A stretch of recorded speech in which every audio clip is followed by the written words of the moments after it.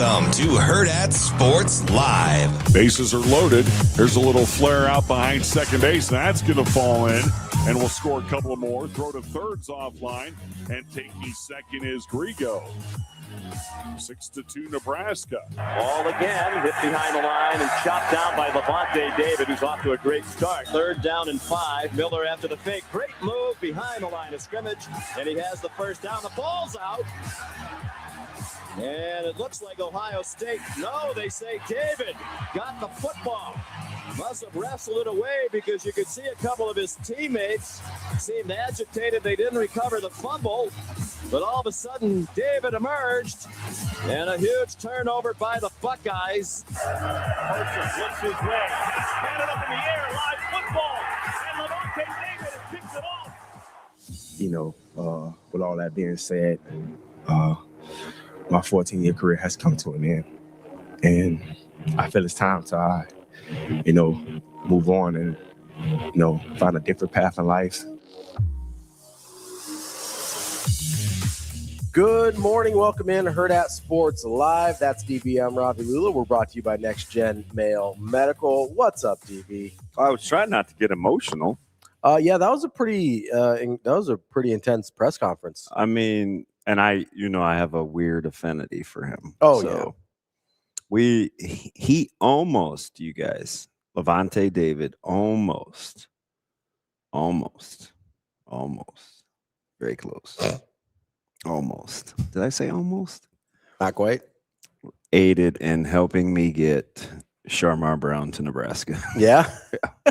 He was there that morning that we met early. Was he working out?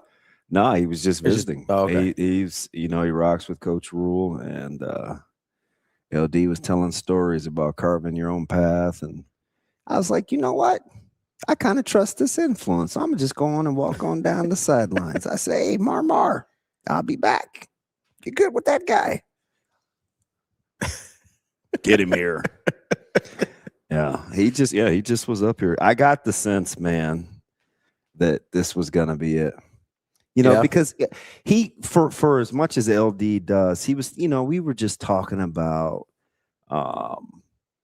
Nebraska's program and the evolution and the degree of difficulty. And almost to a man, he tells the story how Bo grew him up. Mm-hmm.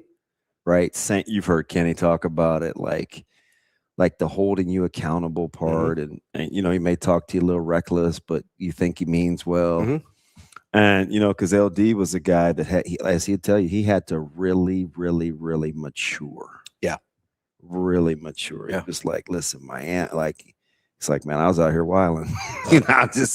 JUCO, he got kind of spoiled, and he had a hard time getting acclimated to Nebraska. And because I was talking about his workout regimen, he was telling me about Vita Vea, how Vita Vea is this guy that can literally, you'll get this because you used to pump a lot of iron.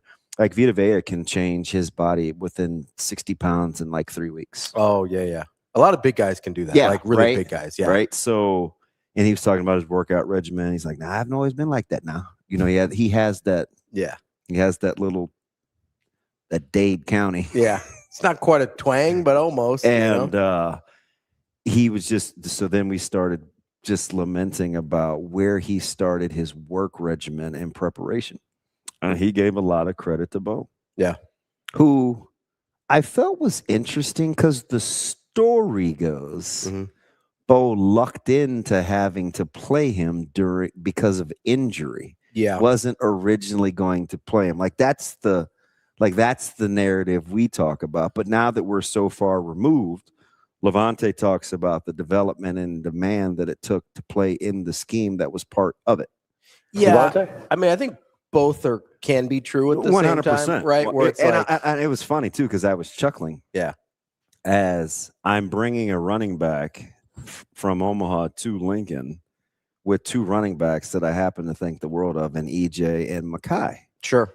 So the first thing that I'm thinking of is when he's telling me the story is the Dana Holgerson finding Emmett Johnson narrative. Oh yeah.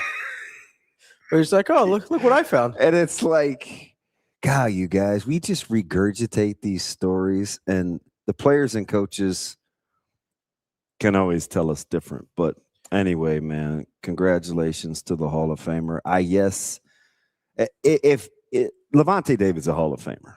Yeah, I mean, I think he should be. I mean, he's got some rare stats where he's in a handful of discussions with like 4 or 5 guys. Mm-hmm. They're all in the Hall of Fame. Yeah. And I get the all pro. Yeah. I've called. Was that you and I? This was a late night. It was St. Louis Jordan. Yeah. It was my Cardinals fan, Mr. Fowler, who he and I, this was probably, I don't know, 9, 10 o'clock at night. He always has these random discussions that he likes to bring to me. Mm-hmm. He's like, I don't know if it was his brother, who sounds like they're polar opposites. Would be pretty cool to have another sports sibling. But we're talking about, is Lavonte David a Hall of Famer? Mm-hmm. Or who the current Hall of Famers or Nebraska? I can't remember how he worded the question, but rare company for Lavonte. The only thing that is a ding on his resume is the all pros. And I don't know, I really struggle with, and this is part of the reason I care so much about like MVP voting and all these like voting things that we do, is because at the end of some guy's career, it matters a lot, right? Yeah. Like if you're trying to make a decision between Lavonte David and somebody else, and you make the decision the wrong way 2 or 3 times, and you're talking about a 4-time All-Pro versus a 2-time All-Pro, we look at that guy entirely differently at the end of his career, which doesn't really make sense. Like Lavonte David was the same guy, whether or not some beat writer in New Orleans decided he was or wasn't. Right. And so that's why, like, I do get fired up about that kind of stuff, because it does matter for historical context, not just for guys individually, but how much I care about the historical context of how we view things afterward. And you're one of the few young guys I know that is passionate about the museums. Yeah. Right. I love the games. Right. And so if I care about how people remember those games, the museums are the best or the largest beacon of you know who else what that is like that? Who? Except he's older and he has an opinion on everything. Mm-hmm. But I mean, Daniel's like that. Sure. Like you guys could probably go round and round and find some real commonality about all the different Hall of Fames. And I'm sure we would disagree about certain guys, but in terms of the principle of it all, like I hate that the NBA Hall of Fame is so loosey-goosey. Yeah. I hate it. It makes me mad. There's guys that do not belong. Like, now theirs is the closest to a museum. Yes. It's also the closest to, like, just, hey, if you were pretty good, you got a shot here. Baseball is the toughest or easiest? Or not easiest? It's definitely not the easiest. NBA is the easiest. How would you? It's not the NBA Hall of Fame. How do you? Basketball Hall of Fame. Yep. I understand that he does. He's big on Melo. No, so. and I get it. To his. No, it's right. They consider college. Credit. They consider Olympic. They consider international. Like, so that is fair. I would say, Rico, you a big context matters guy? How about his voice just chimed in? It's the Basketball Hall of Fame, not the NBA Hall of Fame. It sounded very like, this is how it is and like it. I think actually. Yeah, now that I might not have taken you very serious. Well, you know what? I think there should be just about anybody and everybody that's ever bounced that basketball. No, I understand there. Well, you know what, Cletus? So it's not a chance that's good. He wasn't a good player. I mean, Bob Cousy was dribbling circles around his ass. Well, he was a plumber, so. Oh, come on, Jal. I think I want to say, so I don't know if baseball is the hardest to get in. I think it is, but it's definitely the staunchiest. Yeah, I'll say the voters are the most pretentious. Yeah. Like they're the most. That's a good word. They're the most precious about the thing, which I appreciate their care, but they also, I think, are pretentious about the wrong things, which makes it difficult. Yeah. It's like, hey, the entire sport was on steroids for like 25 years. Like, you can't keep everybody out.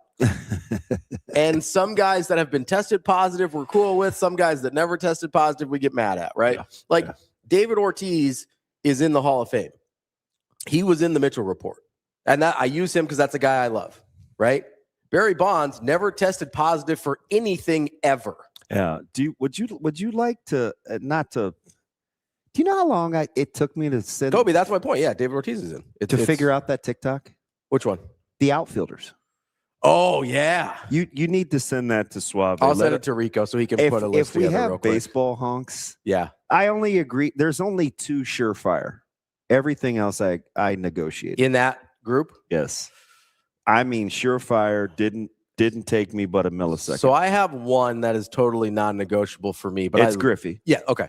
We're good. Yeah. Because I love that. He's guy. one for me. Yes. Absolutely. And one. I'm sorry, guys. I'll fill you in. Bonds was the other. Yes. Like those are the only Those two. are my I'm two talking, speaking of what, spaghetti noodle arm and all.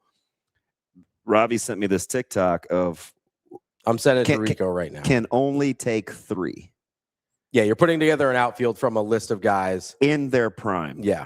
I'm going to turn down my phone So here it's so I can like watch. Trout, Yeah. it's like Vladdy, it's like Bonds, it's Griffey, it's Yeah, so okay, here's the list. Mookie Betts, Mike Trout, Griffey, Bonds, Manny Ramirez, Aaron Judge, Josh Hamilton, Carlos Beltran, which he does not make the cut. I mean, he was really, really good, but he out of this group. but I think Beltran. I'm a Beltran. I know, honk but for out of this a group, legendary Dodger killer. Vladimir Guerrero Sr., Ichiro, Ronald Acuna, Tony Gwynn, and Mookie I Betts. felt like Acuna was interesting without an Ohtani. So I don't think either of those guys have played outfield enough to be included. Could be. I'll take it. Like Ohtani's been injured, Acuna's been injured. Like I'm sitting here telling you, we're still only on a good 7. Is it 7 or 8 strong years for Shohei? I mean, healthy years. Yeah, I'll look it up here because he's. I mean, a couple of those he's like DH too because of the Tommy Johns and whatnot. And listen, I've sat here and said, and I truly believe Shohei Ohtani is the most talented baseball player that's ever lived, but like overall baseball player. But I don't think he has played enough outfield to be in that group. How many good years? Let's see. So 1, 2, 3, 4, 5. He's got 4 MVPs and a runner-up, so I'm going to call it 5 good years. His 3 before that were 100 games, 40 games. So I'm not going to. 7. We're counting the 100-game ones? Do I? Sure. I mean, that's okay. That's right on the line for me. I think like you need 9. Yeah, to be in that group. Yeah. So he's not there yet. I meant in terms of the 100-game seasons. Like I feel like I need you to get to 120 for me to be like that's a full year. Good, Bo Jackson. Good Lord. Juan, what are you doing in Mexico? And how'd you get there? I'm not going to answer that question. I don't know, Kobe. That's interesting. What do you say? That Mookie's a shortstop. I don't think so. So Mookie is only. I get how he came up and how the Dodgers used him. A couple years, but he's been an outfielder more. So Mookie's fascinating because did you remember to say Ichiro? Yeah. Okay. Mookie's fascinating because he also obviously he doesn't have the Shohei pitching hitting thing. But for the number of positions that guy's played in an elite level, it's unreal. Yeah. Hit me on DMs, Juan, because I'm pretty sure I'm following you. I just want to see the escapades. How did you get there? Well, so you just randomly just head to Mexico? I mean, no big deal. I'm sure it was planned in some way. Yeah, and it's probably safer for him than it is for us. But what? Why is that? I mean, you not? I don't even recognize what we're doing. I've just been too busy watching all the people at Houston Intercontinental trying to get through. Dude, what a debacle. Yeah. I feel awful.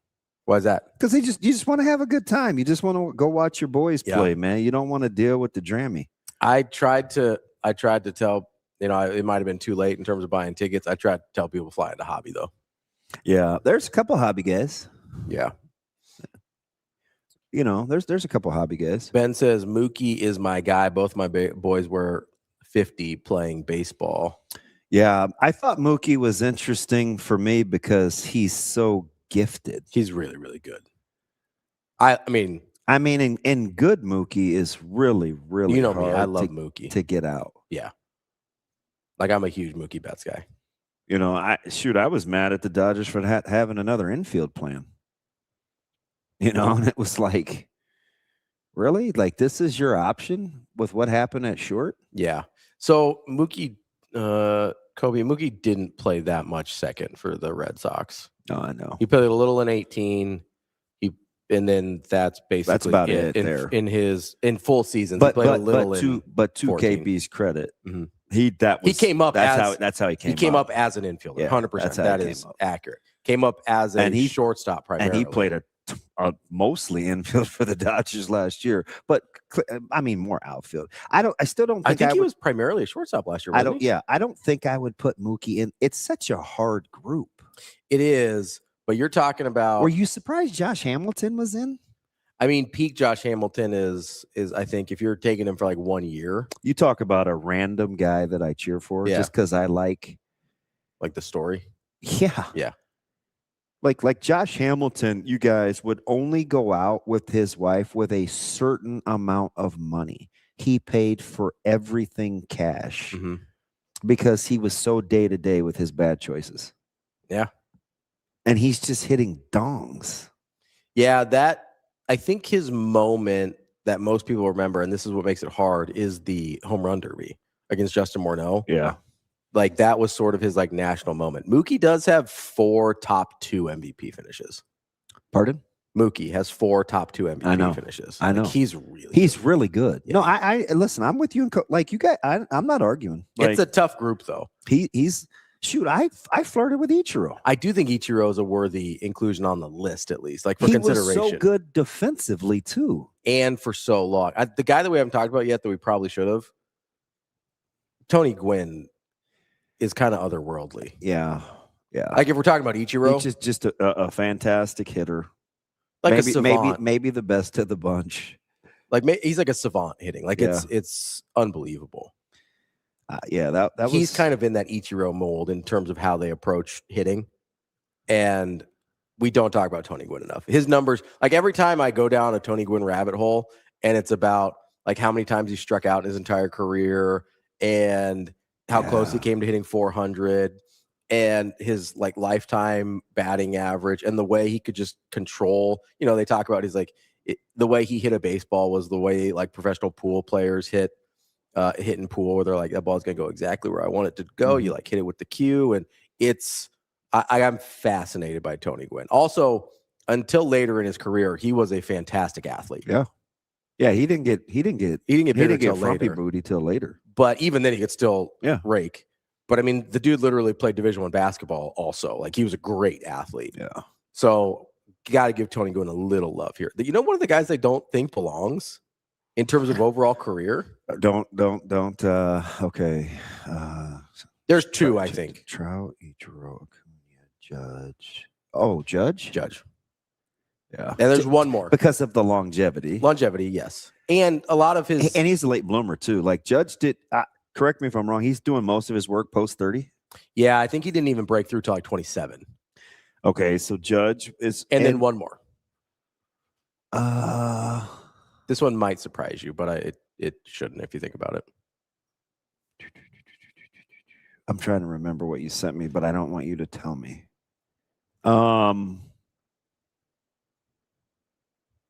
Yeah, Judge only has one what I would call great season pre-29. Okay. He had a great year as a 25-year-old, but then 112, 102, 228 in terms of games played. One of that's COVID, so not totally his fault. I'm drawing a blank. I was gonna say Acuna, but he's been hurt so much. I'll say Acuna is kind of in my hurt category. Doesn't like him and Hamilton are kind of in the same category. I do like Acuna though. I do too. Like his top Acuna is incredible. Yeah. I think because of how bad Manny was defensively, Ramirez. I think it's hard to include him. Yeah, Ram was a menace though. You couldn't get him out. Nobody wanted to pitch to him. I understand. He made Jim Rice look like a nice guy. I watched all those games. You know that. Ram was. But we're talking about like in the grand scheme of all these guys, the guy was a disaster defensively. Yeah. So I do think that has to be considered. If I'm trying to parse between Ichiro and Tony Gwynn and Mike Trout and some of these guys, Manny sticks out in terms of not being a complete baseball player. Yes, Headley, we realize there's a Sweet 16 game tomorrow. We have basketball brained this thing out. And now you guys are starting to pee-pee tuck again because it's Iowa. So the only guy that I could see not caving and just sticking out his chest and like, bring it on, would be Kobe. Yeah. Because Kobe gives two bleeps. The rest of you guys, oh man, what if he loses to Iowa? Then you just lose. Yeah. It's fine. Just let your nuts hang. I would say you don't get to accomplish great things without putting a little on the line. Yeah. Sometimes it's your pride. It is what it is, you know. It is what it is. Just let Kobe come out of the tunnel. And I got to get back to why Juan is in Mexico. Adam says, imagine having to pitch to Gwynn, Bonds, and Griffey in the same lineup. Yeah. Yeah, that's miserable. You're not getting a lot of outs. Yeah, it's an impossible. Whoever you pick, really, it's an impossible decision. But yeah, so I thought that was a lot of fun. I just want to know how long we're going to avoid the elephant in the room here with you, DB. What's that? I mean, you're looking for a new basketball coach. I don't know what you're talking about. Did Hubert Davis, is he gone? Hubert Davis got. I missed that in the news cycle. Did you? Yeah. It was in my rundown. Yeah, I've never cheered for anybody to get fired, but I cheered. I mean, if I just What do you mean? Now, I think that had to, if you were even wavering, how he handled that did not give you a vote of confidence on any writing of the ship. If you were on the fence at all, that pushed you right over to like, yep, I think it's time. What'd I do, BP? I don't think, did I group BP in something? He said, we ain't, look. Oh, so man, he might not be PP tucking either. Yeah. He said, we ain't effing losing. I was telling TK, we went through this long, windy thing about the line and stuff. And I'm like, for as much, and I get Iowa City was a little dicey, but for as much game control as it appears Nebraska has, they just seem like the better team. I do think Nebraska's better. So now again, Florida was better than Iowa also. Yeah, no, I get it. But we all agreed, like a first-time Iowa visual is hard. Yes. So that's the big difference in this one, I think, between Nebraska and Florida. Both teams that I think are better than Iowa is Nebraska has seen this before and kind of knows what to expect. Yeah. When you get hit with that version of a team for the first time, it can be discombobulating. Like, that's why I was concerned about Florida from the jump. Discombobulating. Okay, it's a little. He said, okay. Whoa, you know? Whoa. I was concerned about Florida from the jump when this came out. I think Nebraska fans should be thrilled to be playing Iowa because they know they're capable of beating them. There will be no shock value there at all. And you just go in and say, hey, this is a team we've beat and a team that we think we're better than. Mm-hmm. Let's go. Yeah. I'm pretty excited, man. Like, go get it. Ken Palm's got this thing as Nebraska by 3. Like, I feel good. Exciting. He's got him. I don't care. Hey, he could have them by just win. Yeah. No, I mean, in terms of like the line movement, I'm not concerned about the line movement. Yeah. I think that's a Vegas thing. That's a Bettors thing. I'm not worried about it. I love that voice. We've got him today, don't we? Yeah, we got That's the dagger in the 10th. We got KC at 9. You talk about fluid. You ask him. I don't want to ask him. Yeah. Ask KC if he's stressed about the spring game. Just phrase it. KC, that's a deep KC, drive. man, DB, you're kind of like a pro's pro. You like game prep. Like, this is going to be your first spring game. Like, how are we feeling? Yeah. And just see what he says. We'll see what we do. Because the crew is all over the place. Benny Mack and those guys who doesn't usually do spring because of baseball has got Indiana at 2. Jess is in Houston. Like, he's got to babysit me. It's first format. The players don't even know what the spring game format is yet. They just know they want it to look like football. This is we just know at 8:15 on Saturday we're rolling. TK, I actually agree. I think the more you play Iowa, the better you can play against them. I think that's accurate. What's that? TK says Nebraska is clearly the better team. The more you play Iowa, the better you can play against them. I actually agree with that. A Corn Raider, I agree with that about Vandy too. That's why matchups are so critical. Yeah, Vandy, I think, is a better team than Iowa. No. He's talking about if they would have seen Vandy versus, how they played against Florida. Sorry, Hot Danger said Vandy is better than Iowa. Was it hot? Well, there's two different. Hot Danger said Vanderbilt is a much better team than Iowa. Then Corn Raider said, I don't think Iowa would have beat Vandy. Yeah. Both, I believe, are accurate. Why would Kansas City be stressed about the spring game? Oh, Kobe. Oh, that's a deep drive. Kobe. Speaking of which, deep drives, Nebraska, another mid win. Got taken care of business. Hey, so Shane, what if Matt Versa's sister Megan is now become the ambassador for opening day at Wrigley with the fellas? You think we should call Megan tomorrow and like Chicago? Cool. I don't know if she'd do it though. Are they in Chicago? She's leaving today. Yeah. Would the fellows do it? Mike might. My guy Mike. Yeah. Big banker Mike. The dude is solid. Dude, he checks on me like once a month. We can give it a shot. What would Megan get on the horn hammered? That would be awesome. I mean, because we know Matt's had some doozies. Does she drink Pedialyte? She's such an all natural. Didn't he come to us didn't he video in from the bar last year? Yeah, because the bar they were at? Yeah, because he had the poops the night before, remember? Yeah, he was doing bad. And he got there early.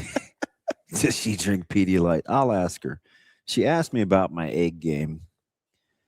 If I needed any eggs. She said Nancy's got me. I'm going to ask her. Headley says, I've got Nebraska by a baker's dozen. Oh, that's aggressive. Baker's was 13? Yeah. I think the only person I'm really listening to right now that's kind of on a roll with weird picks is Corn Raider. Yeah. I mean, Nebraska gets busy or they lose, right? You don't see Nebraska winning a close one?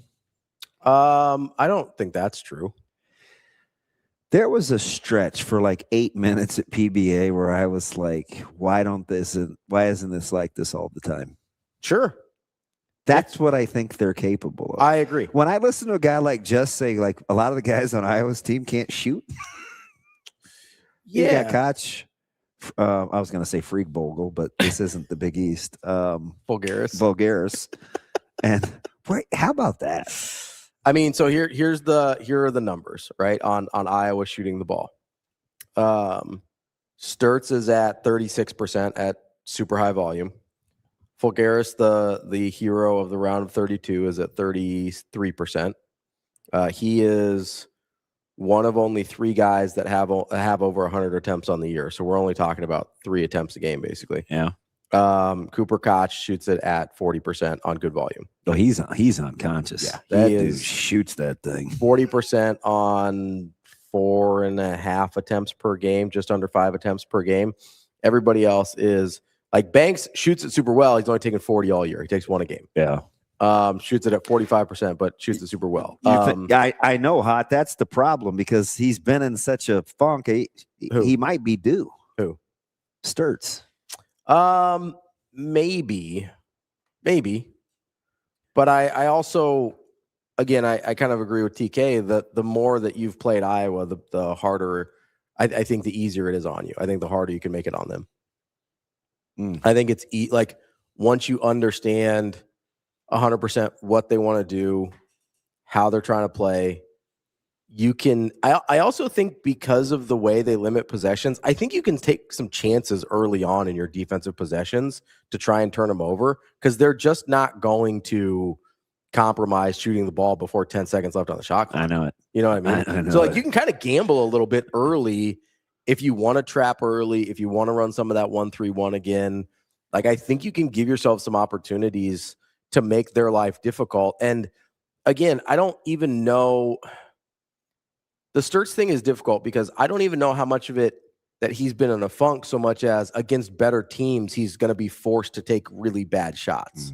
So like, is he off or is he just not getting the looks that he did against worse teams? You know what I mean? Yeah. So like I don't like if Nebraska plays well defensively, I don't know that I expect Sturtz to like break out of a funk. Like, yes, he's generally going to go better than 0 for 9, regardless of the shots he's taking. But like, I think I said this on Monday. I'd have been shocked if he went more than 3 for 9, just based on the quality of looks. Yeah. You know, and so that I don't think that kills you if you're Nebraska. Don't bring that up, Big Red Gun, because I remember there was a stretch. I think it was in the group text, and I was like, "Yeah, Banks is their best athlete," because he's like, Banks killed Nebraska on the boards last time, and that was in the group text. I was like, can we get a body on that guy? And he's clearly the most athletic. Oh yeah, I don't think it's particularly close. Never mind. TK says Sturtz doesn't score more than 20. Have you seen the player props? TK's the only one probably surfing through that. Oh, yeah, for sure. Has to. Ken, that's the first time I've ever seen anybody spell bejesus. That is a classic. You think that's right? It's made up, so he can be what he wants. I think I've seen it spelled with a B-E before. Yeah, I'm just glad he's not yelling at me. Ken's usually yelling at me. Ken, why are we yelling? Yeah, I would agree, Ken. The rebounding is definitely a thing that Nebraska has to clean up, but they cleaned it up against Iowa the second time. And I believed it was even, right? Was it like 37 apiece or something like that? I think so. I'd have to double check here. But that's one where it's a Big Red Gun. Oh, look at that. I already had the box score up. Good for me. It was Jesus. 25-24.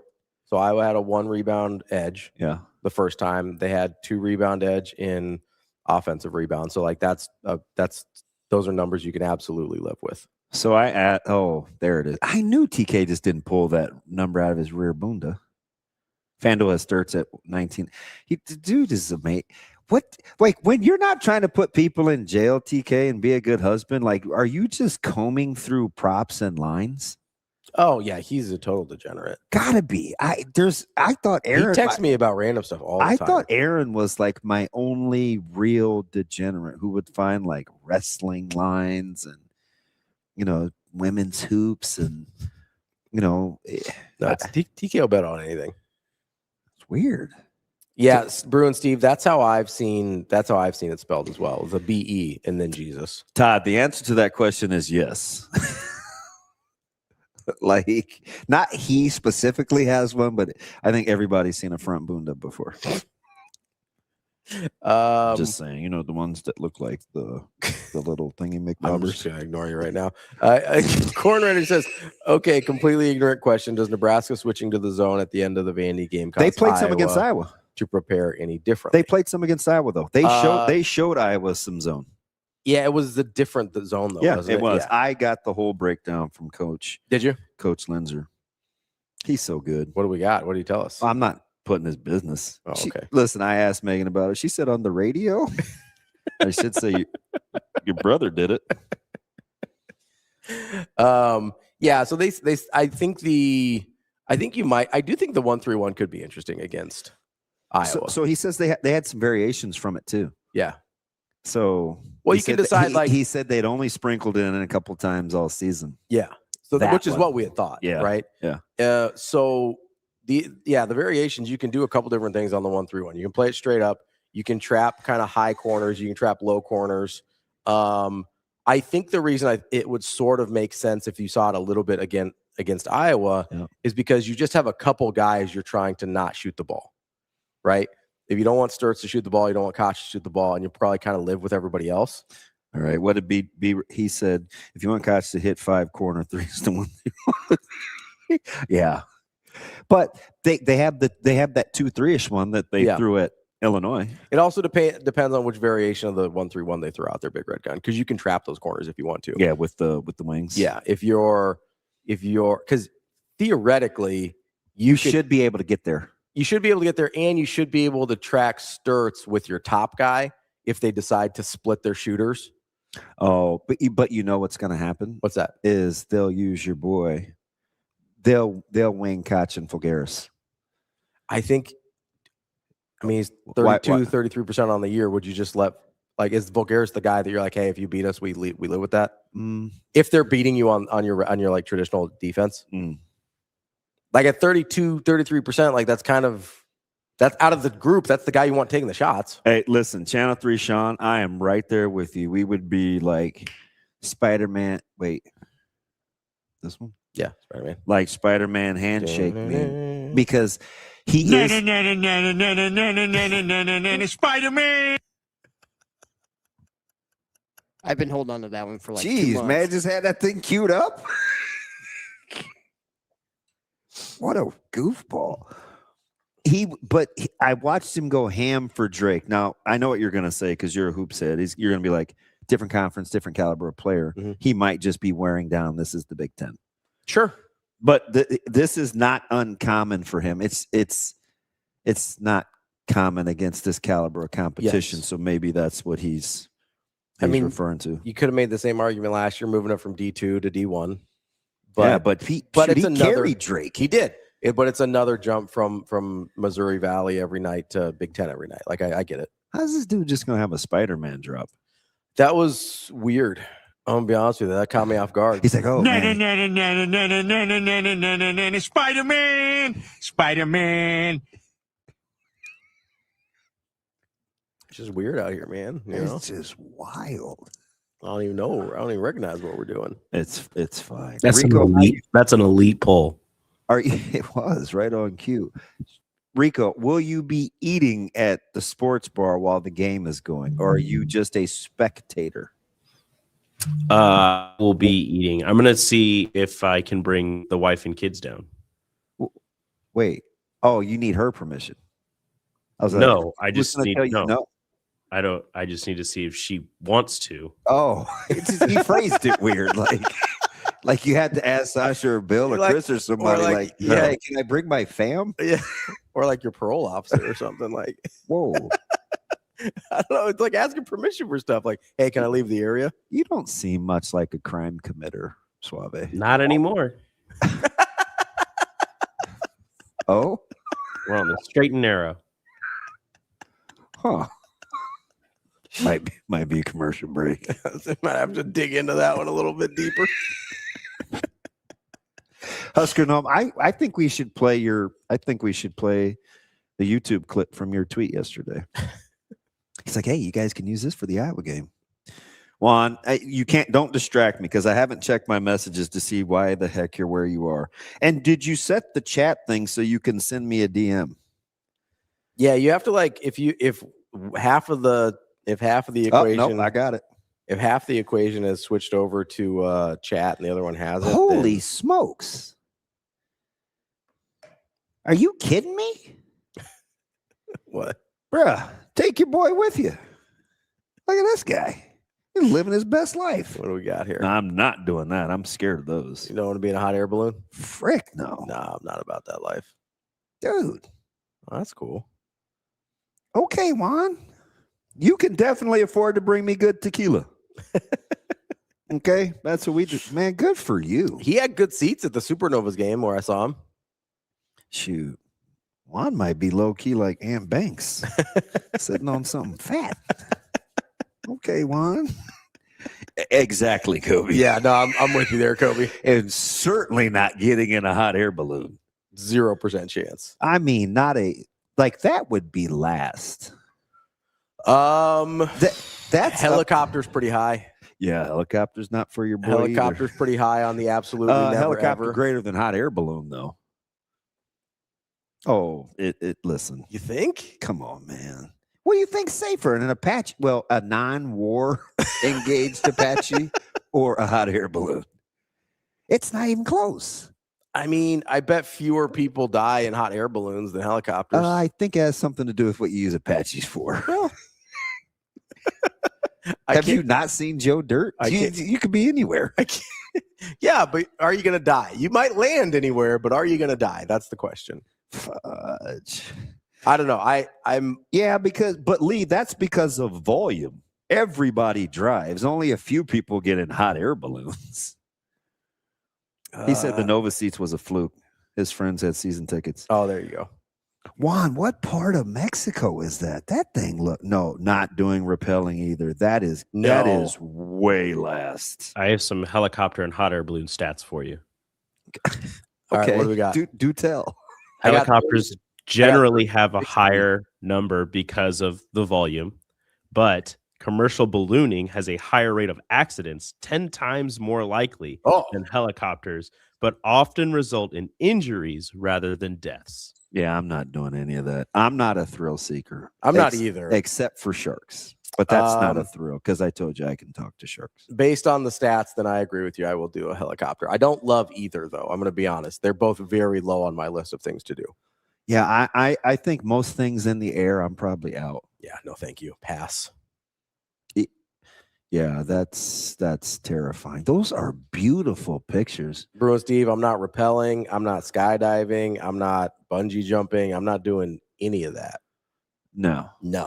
Not doing any of that. I still want to know what part of Mexico that is. How pretty are those falls? I mean, I'm totally. What did the kids say? Jelly? I'm jelly. I'm not a nature guy. I'm so shocked. I am so shocked. I'm not a nature guy. You just want your cabana, not your even when boat you're on shoes. Not even when you're on the boat. Honestly, parasailing is a little scary. I did that.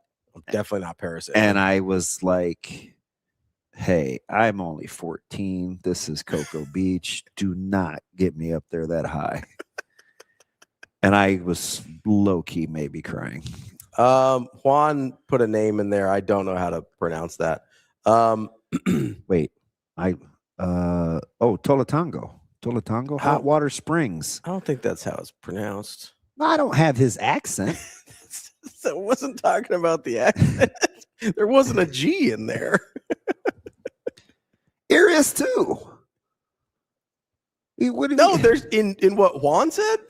Dude, are you special? TOLANTONGO.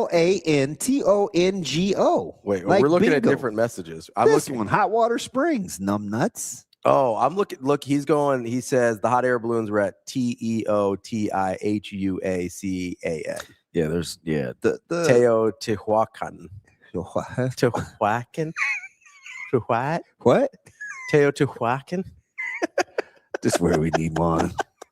Emmett, yeah. Listen, I don't need to be tough with that. Like, if you want me to be a weenie, I am your wienerberry, huckleberry, or whatever. What? I'm your wienerberry. That's a weird. Because huckleberry didn't make sense, but I just meant to say I'll be your wiener. Or.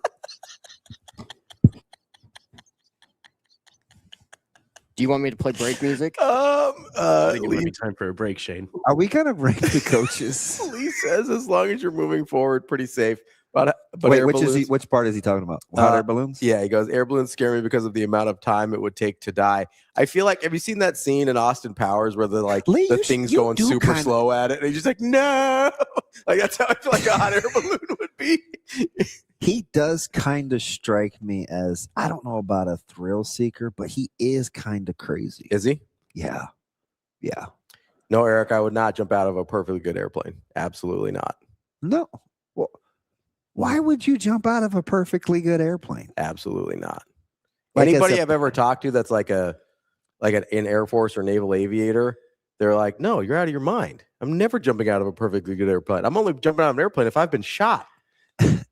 TK, I keep telling you guys, sharks they're not going to try to eat me. They're going to be super fine. I can't give you any trouble on the shark thing because I genuinely believe that, like, there's an art to it. If a wolf or a bear rode up in here, they just sense that I've got like good animal vibes and they'd be like, oh, he's cool. Oh, you and the bear just chilling? You're both so ridiculous. What do you mean? If a wolf came up here, I could 100% charm a wolf. That's basically a dog. If a wolf came up here and decided that it wanted a piece of your arm, I don't care how much you love dogs. That arm is gone. It'd be fine. I'd be like, what? But he wouldn't decide he wants a part of my arm to get the vibes. So wait a minute. He would not. He would get the vibes that you smell good. Got a little seasoning in you. No. He'd be like, a little what? A little seasoning in him. He flipped on me. We call that, the kids call that code switching. Give him some of that W sauce. Oh, that's for sure.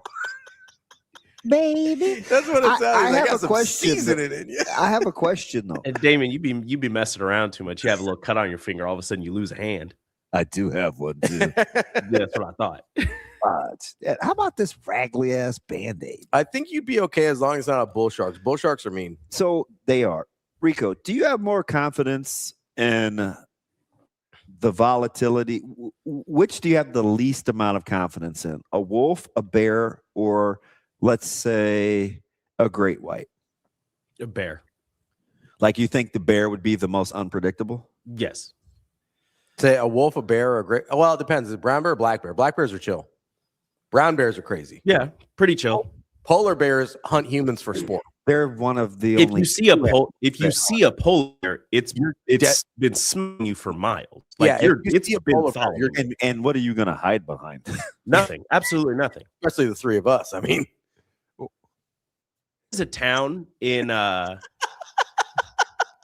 in a polar bear's natural habitat, you, me, and Rico are not hiding. There is zero camouflage. you know, a polar bear's skin is actually black. You would be bundled up. In what? Your face isn't going to show? But so would the other people. I'm just saying. Shane would blend in a hell of a lot better than we would. Fun fact: polar bear's skin actually black. I know. But no, the bear is the most volatile. But either way, if a wolf decides it wants to bite you, if a bear or shark, it's going to happen. I think there's no talking your way out of it. There's no good vibing your way out of it. I disagree. Being Aquaman than flipping the Revenant. I mean, bear is definitely a better chance with a wolf than a bear. I think bears would be terrifying. Black bears are genuinely pretty chill, though. We were in Bear Mountain too at West Point. Yeah, and I kept saying I wanted to see the bears. Black bears are pretty chill. What if it's like a grizzly or a Kodiak? If you get a grizzly, if it's a Kodiak, it's over. If you get a grizzly, you're in trouble. Yeah, they can tree climb too, so I'm out. And grizzlies are kind of have a mean disposition. Black bears are kind of like. I was just getting ready to say, Sadie, like I hit that 30 mile an hour for like 10 feet. You got the rule of thumb with bears is if it's black, fight back, which I don't like, but that's what they say. Yeah, it is. If it's black, fight back. If it's brown, lay down.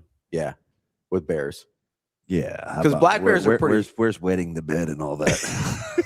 If it's white, you could do. Yeah, it's true. If it's white, you just we're Team Tinkle, and I'm be like, if it's white, good night. That's what they say. I broke my leg and pissed down the other one. That's DB. Hey, what are you gonna do? You're just prolonging the inevitable. Yeah, and I don't want to live in the woods. No. So you're just gonna have to get me. I'm not living in the woods for sure. Pissed down my leg and I injured the other one. Just don't be like, if you're gonna do it, just get the kill shot and don't play with it and maul me and just get the neck and be done. Ken, you don't have to say good boy. They sense your vibes. I think you guys are underestimating the instinctual ability of animals. They know who's for them and who's not. Ravi said, I think you're underestimating the power of vibes, bro. Yeah, absolutely. Anything in the dog or cat family. So what does that go? Like, hey, you know me, we're boys. No, you just kind of don't make eye contact. You let them sniff you a little bit. You know? Oh, like this one here? Yeah, you just just let them sniff you a little bit. And you know what happens is you pull your hand back and it's gone. That's not true. Wolves aren't inherently trying to eat you, man. That's the thing about most animals. Like even predators, most of them are not like, hey, I'm just here to like bleep stuff up. Yeah. Like most of them are just like trying to do their own thing, whatever. You don't bother them, they don't bother you. And so like you kind of let it sniff you out. No, you're not a threat. You're cool. Have you not seen The Gray? Which was one of the stupid, most frustrating endings of all time. Fictional movie. Okay, it could happen. It's based on a true story. You're going to use The Gray against me, but if I throw Jaws, at you, you'll be like, "That's not how sharks really are." Dirt, and you had no problems, and I say The Gray, which is actually probably more probable, and it's a movie. Which one is? What was the Joe Dirt? Hot air balloons? Yes, that's probably more accurate. I was under the impression Joe Dirt's a documentary. Is that not true? I don't know. Do you choke Linda Lovelace? Shane, we better cue the music. I'm getting sauce like a stir fry. Okay, hold on. Since we're being weird anyway, did you hear?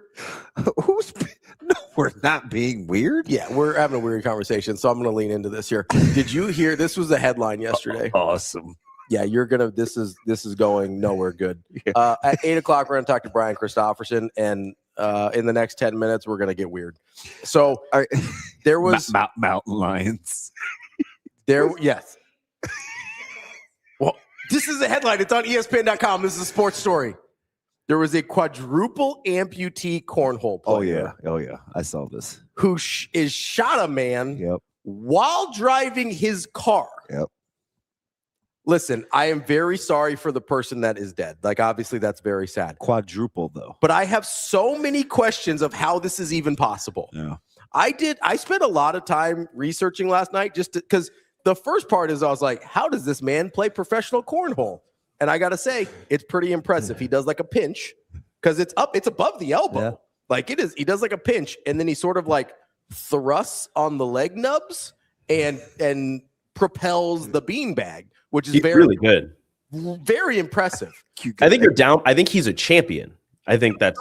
They kept calling him a champion. I couldn't find like a record or anything. I assume he won tournaments at some point. Yeah, I'm going to call him a champion. He deserves that at least. Professional champion cornhole player. So, incredible that he figured out how to throw a beanbag with the elbows and the hip thrust, basically. So here's my question. I know they have lots of devices to help people who are otherly able be able to drive cars, right? Here's where the questions start. Okay? He's driving a car, which I have to imagine as a quadruple amputee, whatever devices they have takes a lot of whatever faculties you have left. That seems like a fair assumption?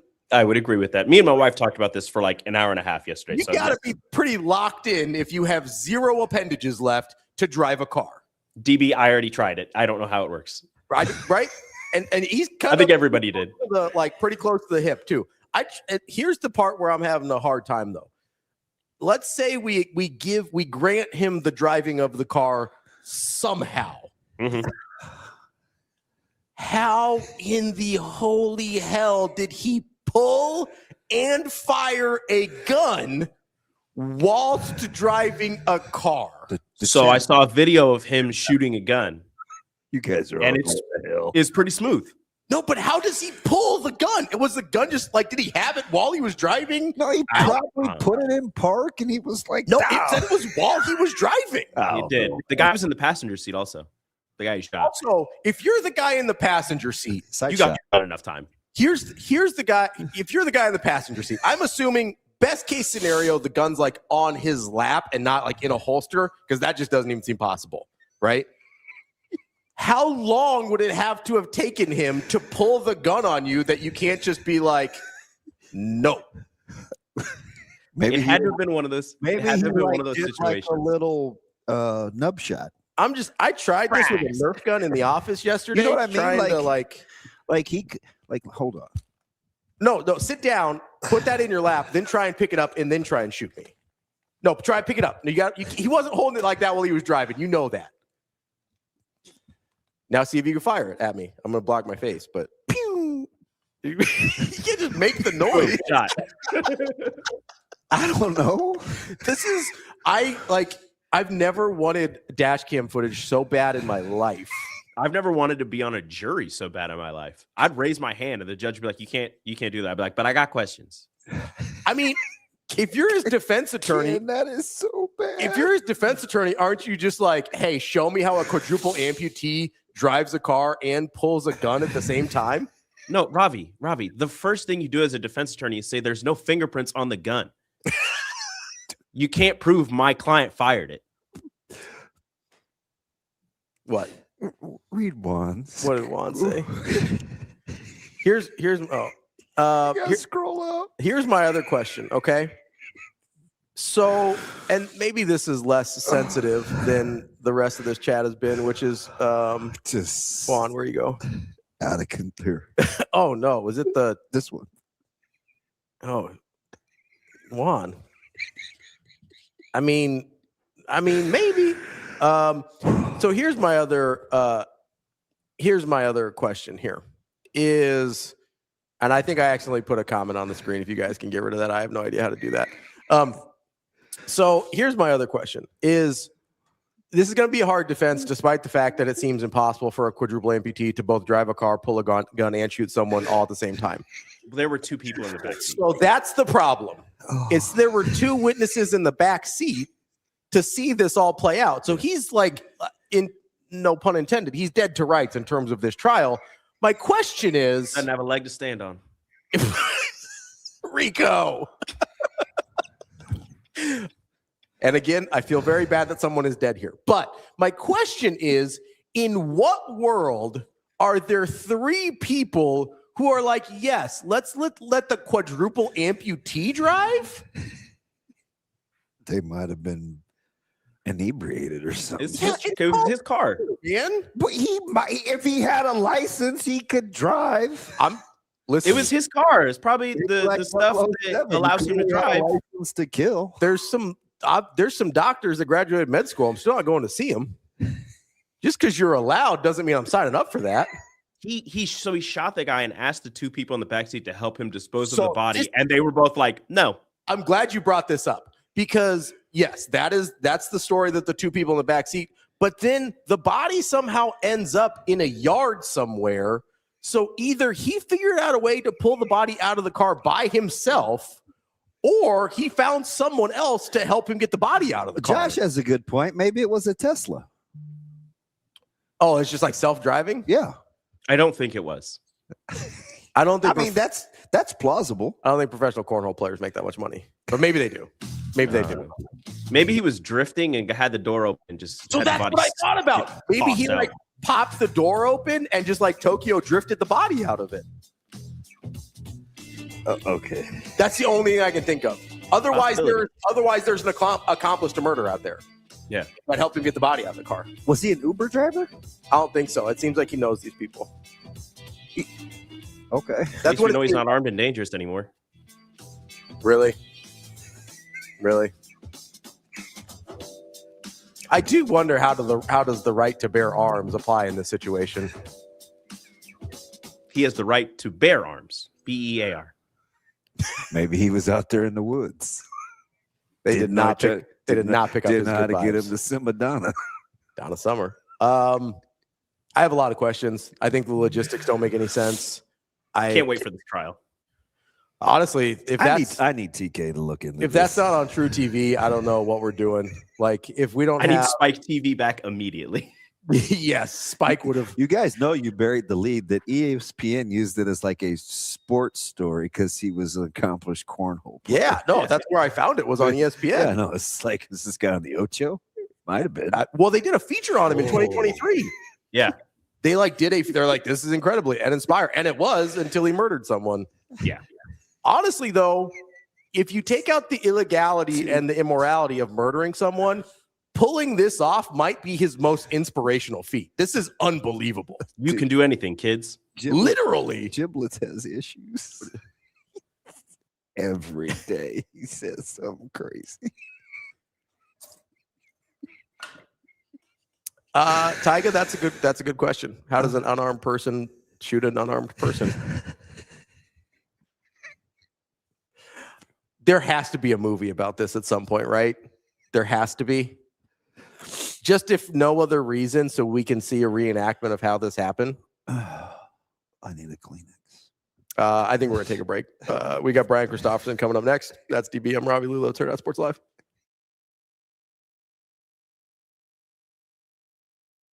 It's the Hyundai Getaway Sales Event at Edwards Hyundai.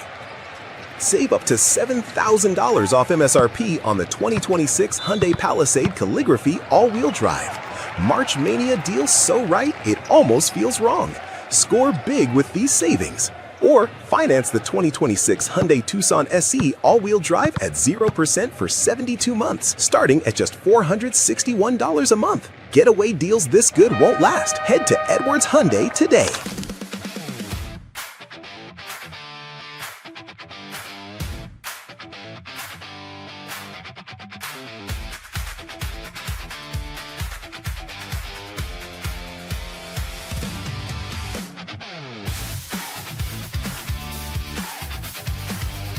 I mean, it's just kind of surreal. You know, you didn't expect that. and Iowa's been a tough opponent, so there's a little bit of like, do you want to play them again? But at the same time, it's going to be a really fun game, and obviously the fans are going to be juiced up, and it just brings even a little more juice to a game that already would have had a ton of it. Yeah, I mean, good teams are always adapting their game plans, but you know kind of the basis of what they do, so that's nice. But I'm sure they're going to throw some new stuff at us, and you know, you have to just be ready for anything. It's huge. I think the team that's going to be more physical is going to have the best chance to win this game, and that's been the thing the entire year. I thought Vandy was more physical than us in the last game, and we were lucky to overcome that with a rim out at the buzzer. So, yeah, we have to get back to being better at being the more physical team, and it's going to be tough against a really physical team like Iowa.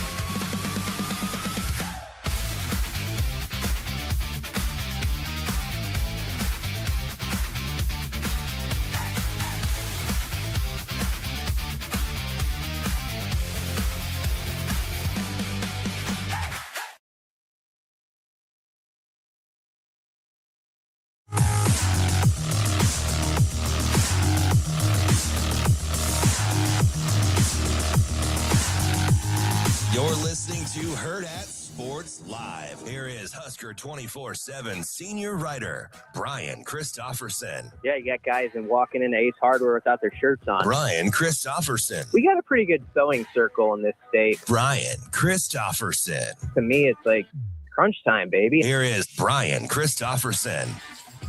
Welcome back, Hurrdat Sports Live, presented by Next Gen Mail Medical. That's DBM Ravi Lulla here at Hurrdat Sports HQ. We are joined now by Brian Christopherson from Husker 24/7. BC, what's going on?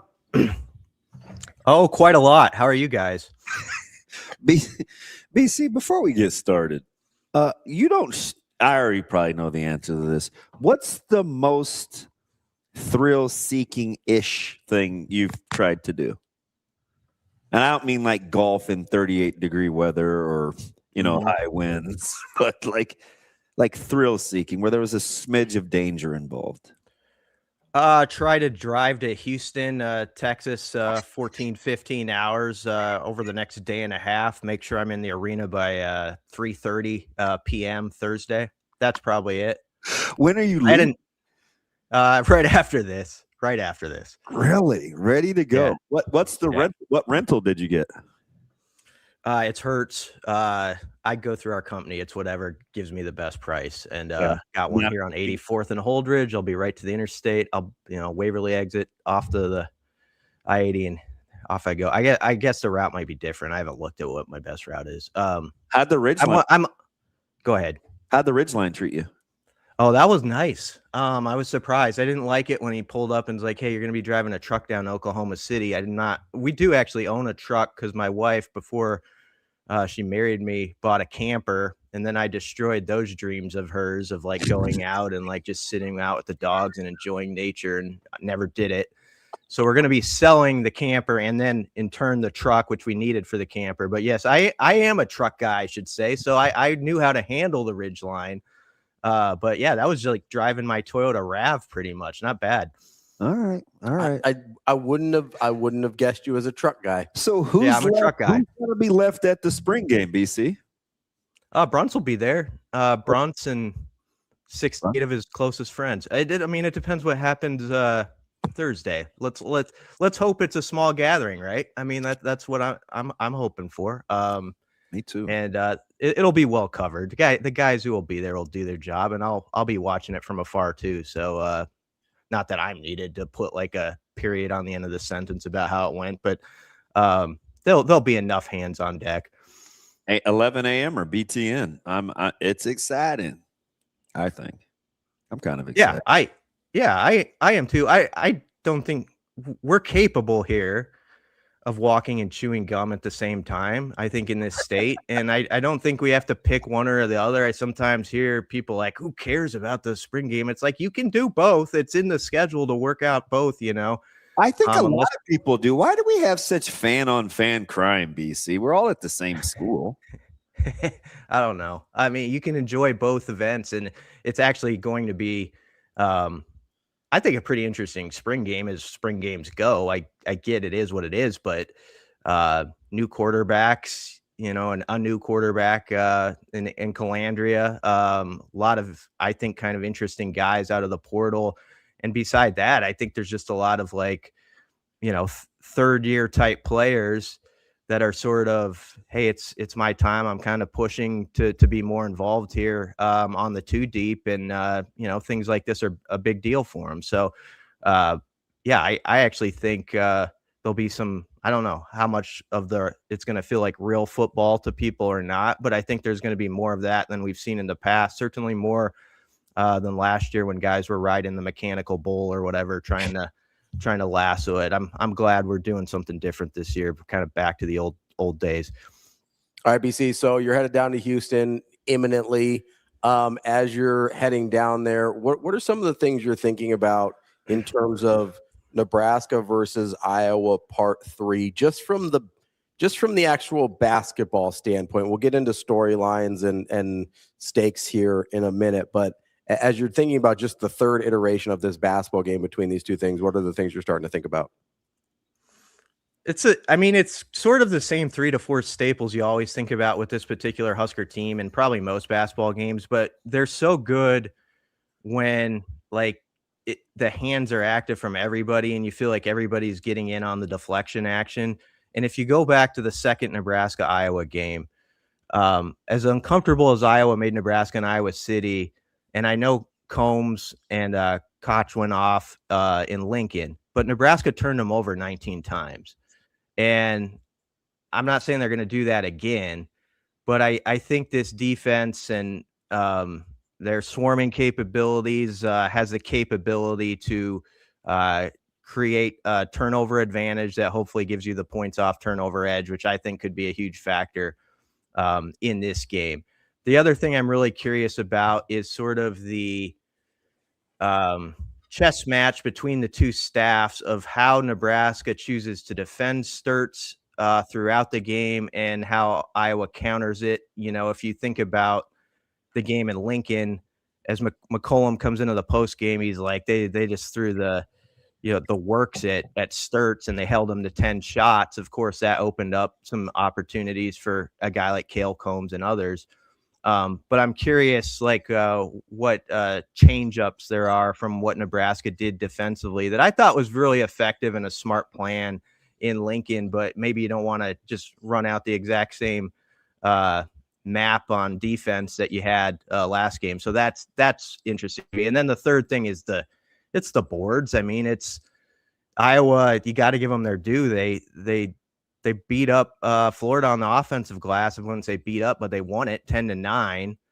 And then, they beat Nebraska 12-2 on the O glass in Iowa City. And that was kind of the difference, because they're a frustrating team to begin with, because they will hold that ball, as Ravi, till like there's 5 on the shot clock. It really gets in your head and is annoying when you have to defend them 2 or 3 times and they keep taking the shot clock down. So, BC, when you're kind of looking at, if we think Nebraska's, they split head to head and one went to overtime, even though Nebraska blew the big lead. So that is what it is with these two teams. Do your eyes tell you one way or another that this is about, if this team does this, then they should win? Like, if you feel like, because I get the consensus is Nebraska's the better team, but if we feel like that because of the rankings and the metrics and all that, what is it that they have to do? If Nebraska takes care of the ball, keeps the turnovers at like even 8 or 9, I think they'll win. Obviously, a lot of these things can come down to, and it does feel to me like just the history of watching the NCAA tournament. There's always like a 6:30 game on Thursday where one team just does not handle sort of the whatever it is that goes into the second week well, right? Like there's always sort of this game that's like 68-56 on Thursday night, at 6:30 where one team has some guys who had a great first weekend, but then they go 2 of 13. So, I mean, it's really simplistic stuff, but is Price going to be on? Price against Iowa, the first game, they mugged him. They tried to do everything they can to like not give him space to even chew gum. I thought he actually made some really tough shots considering the second game. He actually got better looks in Lincoln. He was like, let me look at it. 5 of 13 and 2 of 7 beyond the arc in the game in Lincoln. And he had better space and openings. And so if Nebraska can get what they sort of got at PBA for him, I'm hopeful that he's going to knock down just a couple more. I was really encouraged in OKC because I feel like all the things that we beat with a hammer for like a month and a half, there was sort of some progress in those areas, right? Like whatever your critique was, if you decided to go on the Jamarcus route and say, okay, that's where they got to fix it, or Burke or Rink's got to step out and hit some, or whatever. It's got to look more fluid from him. Well, against Troy, Rink had 7 assists. And then he hits 3 threes, in the first half of that game the other night. And then obviously Frager, I thought the last 10 minutes of the game against Troy, he got some mojo when he got that dunk and hit a couple threes, and it carried over the next game. And you would think that's a guy who's walking pretty tall now that, he just made a play that we're going to see till he's an old man. That play is going to get replayed around here, till young Frager is old Frager. So hopefully that gives those guys sort of a trampoline into these games. Like Yoda, Master BC. Old Frager now. BC. I'm sorry. BC, is this more, in your opinion, are you going to leave this kind of to the eye of like, oh, it'll be interesting how this game is officiated? Or are you saying, hey, look, Nebraska, you better just match their physicality? Match physicality. Don't count on anything with the officiating. It'd be nice if there had a little tighter whistle on freedom of movement for Price. Obviously, everybody knows that. But you can't anticipate you're going to get anything. And just on the glass, going to have to be a 5-as-1 dedication to cleaning up defensive possessions. This group will get stops. They always do. Yeah. Can they clean them up? Unlike what they did in Iowa City. The thing about the game in Iowa was the stats were horrid for Nebraska. I mean, but even worse for Iowa shooting wise. Yeah. And well, I was kind of getting to that is that basically that game, as bad as it felt for Nebraska, and under 25%, beyond 3 and all that, it comes down to that sequence where they called like a over and back on Jamarcus, remember? Yeah. And then I think it was Frager maybe who had the bad pass where he tried to throw it all the way across the court. Sturts picked it off. And that felt like whoever got the next bucket there in this game where it was just a struggle to get to 55 was sort of going to have it, and Iowa had it. And so, point being, all that said, I feel like if you take the two games together, the thing I feel optimistic about is I think even when Nebraska hasn't played their best ball at times, they've been there, or I felt like they've had, I don't know what the term is, like more game control than Iowa in the two games, I guess. Yeah, I think that's a fair point. I don't know.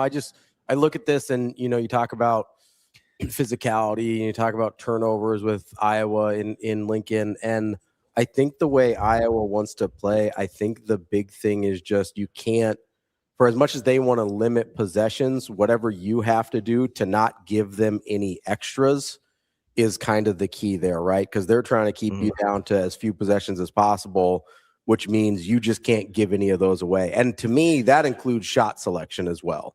Like bad shots have always are turnovers in my mind. So like I think that is, I think that would be the key for me is just, hey, in a game like this, more than anything, the extra possessions kill you. There's also just that situational awareness, and there's wild card stuff in these games, right? Like, I mean, if it's decided by a possession or two, it is like something as important as like Burke, who maybe you don't want shooting more than 2 threes, but I thought it was interesting how Fred was talking about how that, like in the NBA arenas, the shot clocks are more visible from the corners, and Burke hit that one in the second half on Saturday when there was 5 on the shot clock. And I know that the fans have a no, yes relationship with Burke, like when he's shooting the shot, and I get it. But those are the type of that's the best shot you're gonna get. Yeah, exactly. That's the point, and that's what Fred was saying in their film study. So there's those moments where every possession is so precious in any game like this, especially against Iowa, where maybe you don't get quite as many, and so you have to have your guys totally just on point with like, okay, there's 6 or 7 on the shot clock. With where this possession is, this is the best opportunity we've got. And that's what made that a good shot by Burke. So there's going to be moments like that, and I'm just using him as one example, where guys are going to have to pull the trigger or realize like this is the play in this moment, and hopefully they make it. So you're kind of watching this game unfold. You think there's an emotional advantage, a psych advantage in this one? I mean, the fan base would lead me to believe they're more scared of losing to Iowa than Iowa would be of losing to Nebraska. I get that part of it because of the trauma between the programs. But what about between the teams? Yeah. I understand it from the fan standpoint, because the feeling would be like Nebraska's had their greatest season ever, and then your neighbor still gets to like throw it in your face if you lose. I don't think the guys are going to get as caught up in that specific narrative. Obviously they understand, what's at stake and the bragging rights that go with it. Everybody gets that. But I mean, we're also at that point where you're in the Sweet freaking 16, like it's just like whoever you play is going to be pretty good. And you just got to like, it's going to hurt if you lose either side at this point. Like it play kills ball. you. Yeah. That's what they got to go do. Like, the one shining moment makes middle-aged men tear up for a reason. It's because they show all the shots of teams that, you get those moments where you grow attached to a group. They have a good first weekend, and eventually most everybody loses, and it just guts them, right? And so maybe there's a little extra twist of that knife if it's Iowa to Nebraska or vice versa. But I think that the pain of losing is about the same at this point, no matter what. That said, I get it from a fan base perspective. If someone a cubicle over to you is a Hawkeye or they're a Husker, whatever, and you're going to have this conversation for the next 6 months to a year to longer. So it is a big game in that respect for people, and I don't just sweep that under the rug. BC, I think the part of this that we forget is that, yes, you have this opportunity where I'll even grant, like maybe the loss would hurt more against Iowa than it would have against Florida, but you also have dramatically better of an opportunity to advance another round against Iowa than you would have against Florida, right? Like, I mean, I believe that to be true. It's a 1 seed versus a 9 seed. So like, yes, you're trading off. Maybe it hurts a little more to lose, but you're also in exchange for that, you get a better opportunity to win. Yeah, probably. I also don't think I don't know that these guys even look at it that way, which is what I give them so much credit for. I'm talking about the fan experience. Oh, yeah. Yeah. Like, I don't expect Fred to go in there and be like, hey, we avoided Florida. Now let's really get it. I just mean from the fan experience of, sitting next to the cubicle and having to listen to Hawkeye Jane next to you be like, oh, we got you. Like, yes, but also in exchange for that risk, you have a better opportunity to make it to the next round. Yeah, and also, I mean, there's the side that you can win it, right? And there's a complete sweetness that goes with that too, if you take them out and you're the team on the right side of it. So yeah, I do think it's a better matchup for Nebraska than it would have been, and opens the opportunity. And I think a lot of fans saw that. I think there was actually, from my little circle, there was probably more people that kind of wanted to see Iowa win and just see it, and let's play it out that way. I did hear from a couple people who are like, oh man, I do not like this.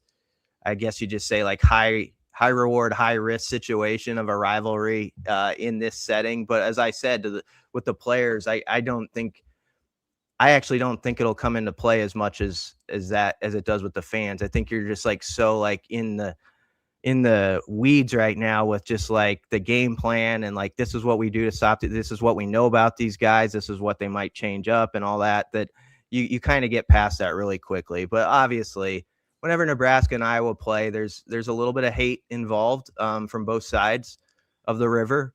It's genuine. And I think on Nebraska's side, that hate has been picked up in the last few years. And I think it's about even now. I think from a player standpoint, the only thing that I think is majorly different between playing, say, Iowa versus Florida would be if things don't start off great against Iowa, you can sit there and know, hey, we've beat this team. We controlled the game for 80% of the time in Iowa City. We know we can hang with this team from a confidence standpoint. Whereas if you go against Florida, you haven't played them. They're a 1 seed. If things don't start off well, you don't necessarily have that experience to fall back on. Yeah, absolutely. And go ahead, Damon. No, I just don't think players. I don't think they think like that. Because let me ask you something. Let me ask you a different way. BC, you've been taught like you're staying in the moment. You just want to battle. You're a competitor. And you look at that half of the bracket and see kind of that run and all the Big Ten teams and teams you've had success with and against, because you've beat them all at least once. Yeah. That could just as easily breed confidence. So I don't think players look at it like, oh, we caught a break. I don't think that ever I can't really remember a time. I mean, that's not what I was saying in the game about catching a break. I just mean of confidence of knowing you have done it before against this team versus when you're playing Florida, you don't have that. But it's a new opponent. Versus it's Sweet 16. It's just going to be tough anyway. Yeah. Yeah, I don't know. It's interesting. Yeah. I think the right. Go ahead. Yeah, I mean, Right? I'm sure everybody processes it differently. I think for me personally, and obviously I didn't compete at a super high level, I just have more confidence when, like, if things aren't going great early, if I already know what I'm capable of against that specific opponent, versus if things aren't going great early and this is a new experience for me against that opponent, that feels different, I think. I get what you're saying, Ravi. It's that mental part of, like, if you were playing Florida and they got up on you 12-15, you could deal with that. I guess the mind games of like, okay, they are that freaking good, like, and you can't really get past that. So maybe there is something to that. But yeah, I do think despite that jersey being so familiar on the other side, I just think this team, the way they're built, sort of is like, we got Lenzer, Hoiberg, all those guys do such a great job of like, this is our game. This is the game we have to play to win, no matter like who they're up against. And so I think that's been really part of their secret sauce. And I apologize. Like, I don't mean to be a wet blanket. I'm just thinking to myself, like, it's 17-9 against Miami and we're on grass in Florida where we've gotten our teeth kicked in for 7 years in a row. Like, and at no point did I think we thought, oh, here we go again versus opponent X. Do you know what I mean? I think the biggest, I'm a terrible like that. So I'm not fun with that. No, I get that. I think the biggest difference for that example is, and I get it's a different team, but in that era, Florida State and Miami were equals, right? So the year before, you were supposed to get your head kicked in by Florida State. Yeah, but 2 years before that, we got blanked by Miami. I get that. I mean, if we're just going to keep a spade, it was, we couldn't beat athletic black teams on grass. We didn't discern whether it was FSU or Miami. You said that, not Damon said that, not me. Damon said that. That's good clarification. No, but that's what I mean. That's what people thought. But that's what I mean. Though. There was no discernment between FSU and Miami. And after you had performed that way against FSU, there was some level, I would have imagined, that gave you a level of confidence to be we can hang with anybody. Yeah, I could see that. Except for, I think after the loss versus FSU, it was like a chip on your shoulder. It's like, who's next? Yeah, it was like a chip on your shoulder because you felt like you should have won that game. Because if I remember right, BC, not to ramrod this thing with Miami, Nebraska football talk, but was Miami always going to be the opponent, or was there some, because they had 2 losses, right? Wasn't they had one loss? I don't remember. I think that was a 1-loss Miami team. They lost to Washington. They lost to Washington at home. Remember, because that ruined their streak, their home winning streak they had forever. So they only had 1 loss. I think so. Yeah, because they're ranked 3rd. Like they had an outside shot. Like if they had won, most people thought they would have been voted the champion because they were 3rd and just had the 1 loss. Well, Penn State would have got it. But if Oregon beat Penn State, Miami would have had the door open if they won. But you guys Rolodexes.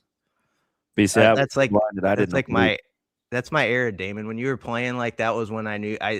Unfortunately, I know that. Know the 92 through like 96 scores better than like Bible verses and things that I should know. And so it's just, yeah,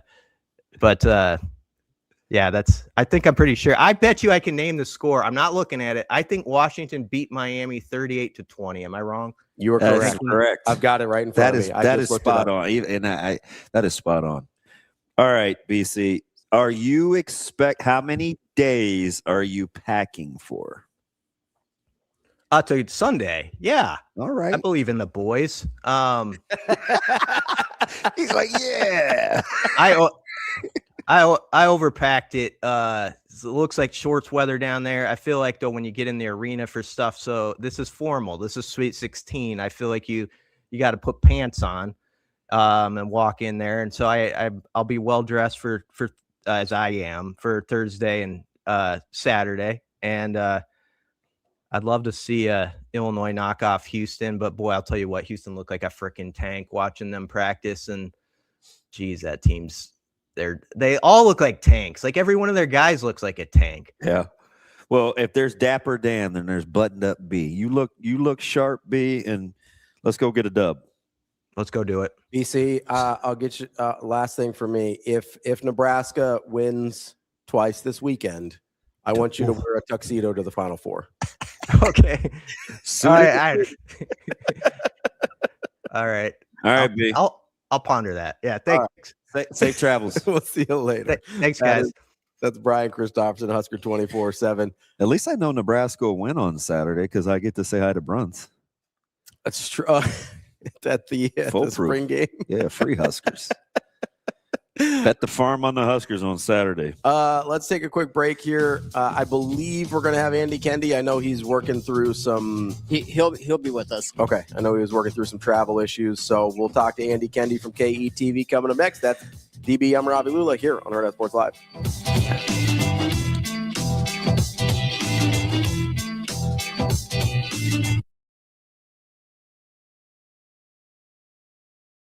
March into savings at Edwards Nissan.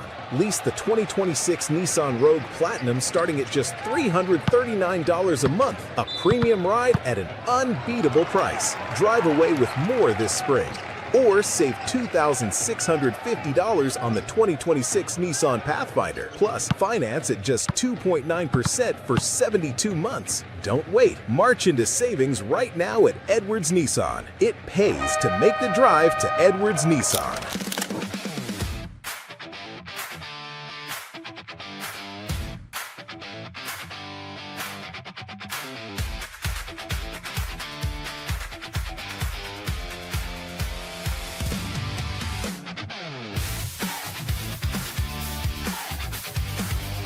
Yeah, Florida has been the best team rebounding wise in the country the whole year, and Iowa did a great job of being physical, and I think they kept the game rebounding wise pretty close. Might have even won it. I don't know the exact numbers, but yeah, they played super physical, and they did a great job and got it done.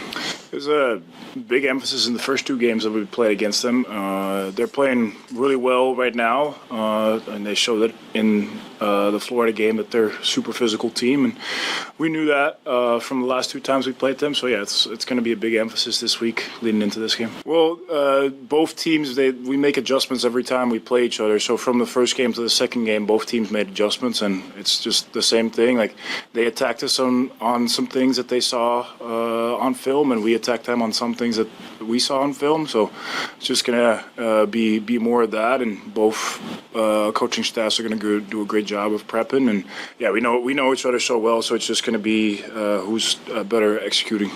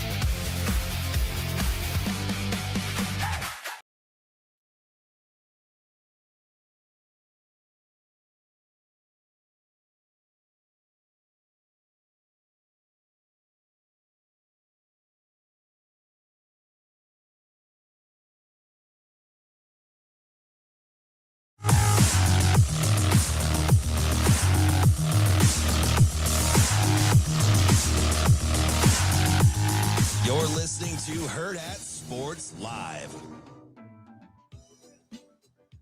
Welcome back, Hurrdat Sports Live. That's DBM Ravi Lulla here at Hurrdat Sports HQ, reminding you tomorrow the place to be is Hurrdat Sports Bar and Grill. What's up? You doing okay? The rhythm. Let the rhythm take you. I was This just going to is the remind rhythm of the you night. tomorrow to be at Hurrdat Sports Bar. Well, I was distracted about why the camera was just on me and not on both of us. Yeah, we got to keep watering the bamboo. Get you to fake better. That's all right. Well, now you got me all flustered. Thanks a lot, DB. Be out at Hurrdat Sports Bar and Grill tomorrow for the watch party of Nebraska basketball. We will have some of the crew out there to hang out. Austin and I will be doing pre and post game shows. Show starts at 6. Game starts at 6:30. We will have everything at Hurrdat Sports Bar and Grill. We'll have the other games on as well as there's 6:10 start also. So make sure you're coming to hang out. They've got $9 build your own nachos, $9 pretzels. They've got rivalry refreshers. You can choose your side, Nebraska or Iowa. And I swear to you, if I see anybody choose Iowa, we're going to have words. Those are $7. I will fight you, Rico. You've also got $15 pitchers and $17 buckets. Great specials, great food, great atmosphere to watch a game. You saw the video of everybody celebrating after the last couple wins for Nebraska basketball. It's a great place to be and hang out and watch games. So make sure you're there tomorrow night starting at 6. 6 o'clock, Ravi. That's a heck of a read. Shout out. There was no read. That was ad-libbed. That was just you talking to the people as a man of the people. Free form. I like that. You know, Shane, do we have Andy? Don't call me Andrew Kendi. We do have AK for Channel 7. AK, are you there? What's up? Does anyone call you Andrew? Can you guys hear me? I can hear you. Can you hear you? Well, you sound like you guys sound like you're underwater, but yeah, I can hear you, fellas. AK, I don't know if you know this, but nobody ever landed on the moon, so this is what the fake thing sounds like. Is that what it is? Okay. Yes. Where are you, AK? Knock it off, Rob. Robbie gets so mad at conspiracy theorist people. He has the worst sense of humor unless his joke Tourette's kick in. I'm in my hotel room trying to get ready so I'm not late for young Lauren, who's getting ready to go cover her locker room stuff. Great stuff today. How did travel go, and why is Omaha spoiled? You know, we flew out of Lincoln, something we've never done. When you tweeted out the picture of the backdrop, I'm like, where are you? That was in Denver, actually. We flew through, so that was during our layover. Okay. But yeah, we flew out of Lincoln. I'll tell you what, if Lincoln wants to hire me to be a spokesperson, that was as easy of a get out as I've ever gone through. It's got to be a Midwest thing because Omaha is sensational. Mm-hmm. And the last handful of weeks of places I've been, the state of Nebraska is the only one that does airports well. And I haven't been in the inside of a Lincoln airport. AK, I don't know if I don't remember one time I've been. Have you ever? The Lincoln airport. Yeah. I mean, it's tiny, don't get me wrong, but it is efficient. Everybody's nice. You just get in and get out. There's like 6, 7, 8 gates. It was awesome. And we were on time, you know, and then Denver was obviously Denver. And then we delays. But the worst part about it, boys, was waiting for our rent-a-car. Like, part of it's on me. You know, I'm making travel plans for the first time. We used to have a woman at our place who retired named Barb Barbano. Shout out to Barb. And she would do all of our travel. She right? Everything, like, you know, and now we're transitioning, and I was like, you know what, I need to learn how to do this on my own. And let's just say I did the AM PM on the reservation for the rent-a-car, so partly it's on me, but the guy at the front desk said they wouldn't have had any cars anyways, even if I did it right. So we are in a line it took us longer to get our rent-a-car yesterday, boys, than it did for us to fly from Denver to Houston. That's how bad it was. Did you have anything? Is Lauren a finicky eater? No, I mean, she's healthy, much healthier than I am. Like, but she's got a wide range of what she'll order. I'm trying to think what she had last night. Well, Jess doesn't. Jess doesn't eat meat, so we always have to factor that in. She'll eat fish, but she's not really messing with much else. No. Lauren, here's Lauren. Lauren will eat a burger with the boys, no question. But she'll get the salad rather than fry. But she'll get the side salad rather than French fries. Where I'm like, just lay on the French, like, give me double fries then. Can I have her fries? One of those deals, that's me. So she could hang with Hell's Kitchen. Oh yeah, I tell you what, she is a gamer. She is. This is a tough stretch, and I know it's not brain surgery. I'm not trying to make it out. We're covering basketball, for goodness sakes. But it's a grind, and she is a gamer. She is always positive and energetic and ready to roll and ready to up for anything. So we got our rent-a-car at 5:40 yesterday, and it was a 40-minute drive down, or a 35-minute drive to the arena.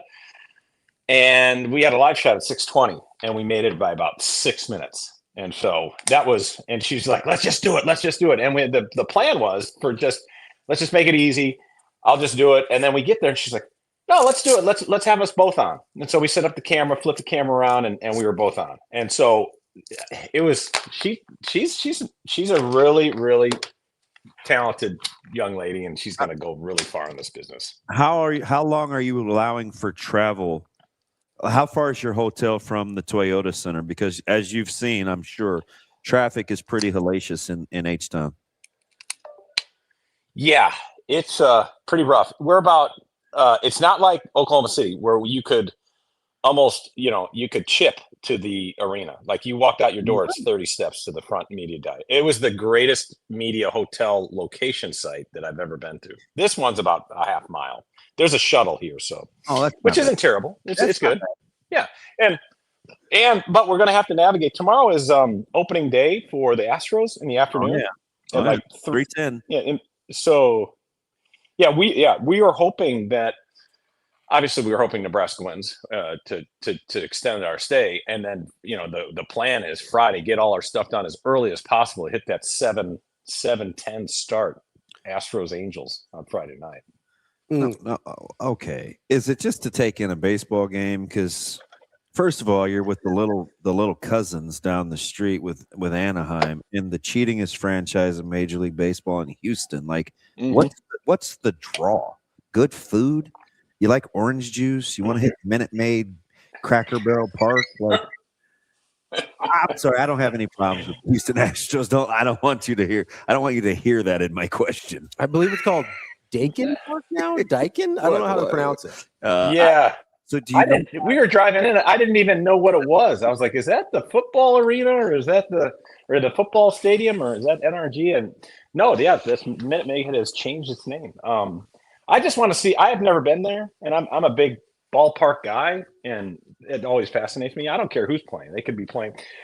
We were hoping to get done last night. They were playing their AAA team in like a practice game. There was about 7 people there. Yeah. So how about it's just a chance to see Bryce and Jake? You could kill 2 birds with one stone. Right. I know. We were talking about it last night, but the logistics of trying to pull that off would take a couple extra days, which we've already talked. I think our management is like, you've already ruined the travel budget for the year. So you get back, if they lose, you're back on Friday. I'm like, all right. Sounds good. I like that ballpark, Andy. DB is a little bit more stringent on his ballpark criteria. I just hate the Astros. That's all. It's nothing fancy. I think it's a good ballpark. But do you remember what it was called before Minute Maid? It was Enron Field, right? It was Enron Field. Enron Field, and they changed that name incredibly quickly. Yeah. I mean, why? Yeah. All the good accounting practices they were having at Enron, that wasn't the PR at the time. So they're like, hey, anybody else want the naming rights? Anybody at all? Right. Right. And that was the ballpark. You remember they had that hill. They had that hill out in center field that they had to get rid of. That was the goofiest thing in the world. That was awesome. Well, it's not like the new version of this is any better. It's still. That's a good point. It's still got actually that Crawford. I will say the downtown Houston area is pretty. It's impressive in terms of cleanliness. It's much cleaner than I thought for a major city. We noticed that yesterday. I mean, not to disparage Oklahoma City, but there's a lot of construction going on. Let's just put it to you that way down there. And Houston's it's got a bunch of new buildings. I don't know. I haven't been here in a while, so it's impressive so far. We'll see how today goes, though. Well, it's definitely a pretty city. My mom was from the 8th. I think she was in the 8th ward, so we didn't get out to the city parts much there. AK. I'm just kidding. I was just there 2 years ago. Will you go to one of the top 5 chain restaurants in America known as Papados? That's a good question. Will we have time to do it? We hopefully have a little time tonight, and then probably lunch tomorrow, and then it's usually we're at the arena. So, all right. Last night we were just thankful to find an open place that served food at 9:30 at night, and we ran into a place that I thought was just a one-off. It's called the Flying Saucer, and Ben Smith and I ate there in Memphis a couple years ago. And then I'm like, hey, I didn't know this was a chain. It's actually a chain. There's one here in Houston. So it was fine. It was good. They had that trivia stuff going on, which is always kind of annoying, but especially when you're not playing, it's annoying. But we caught the tail end. If you have an extra Diet Pepsi or two tonight, too many, and you're looking for a good fast breakfast to get you ready for game day, if you drive about 25 minutes, there's a little place called Crosby, Texas, that has a Hungry Jack's.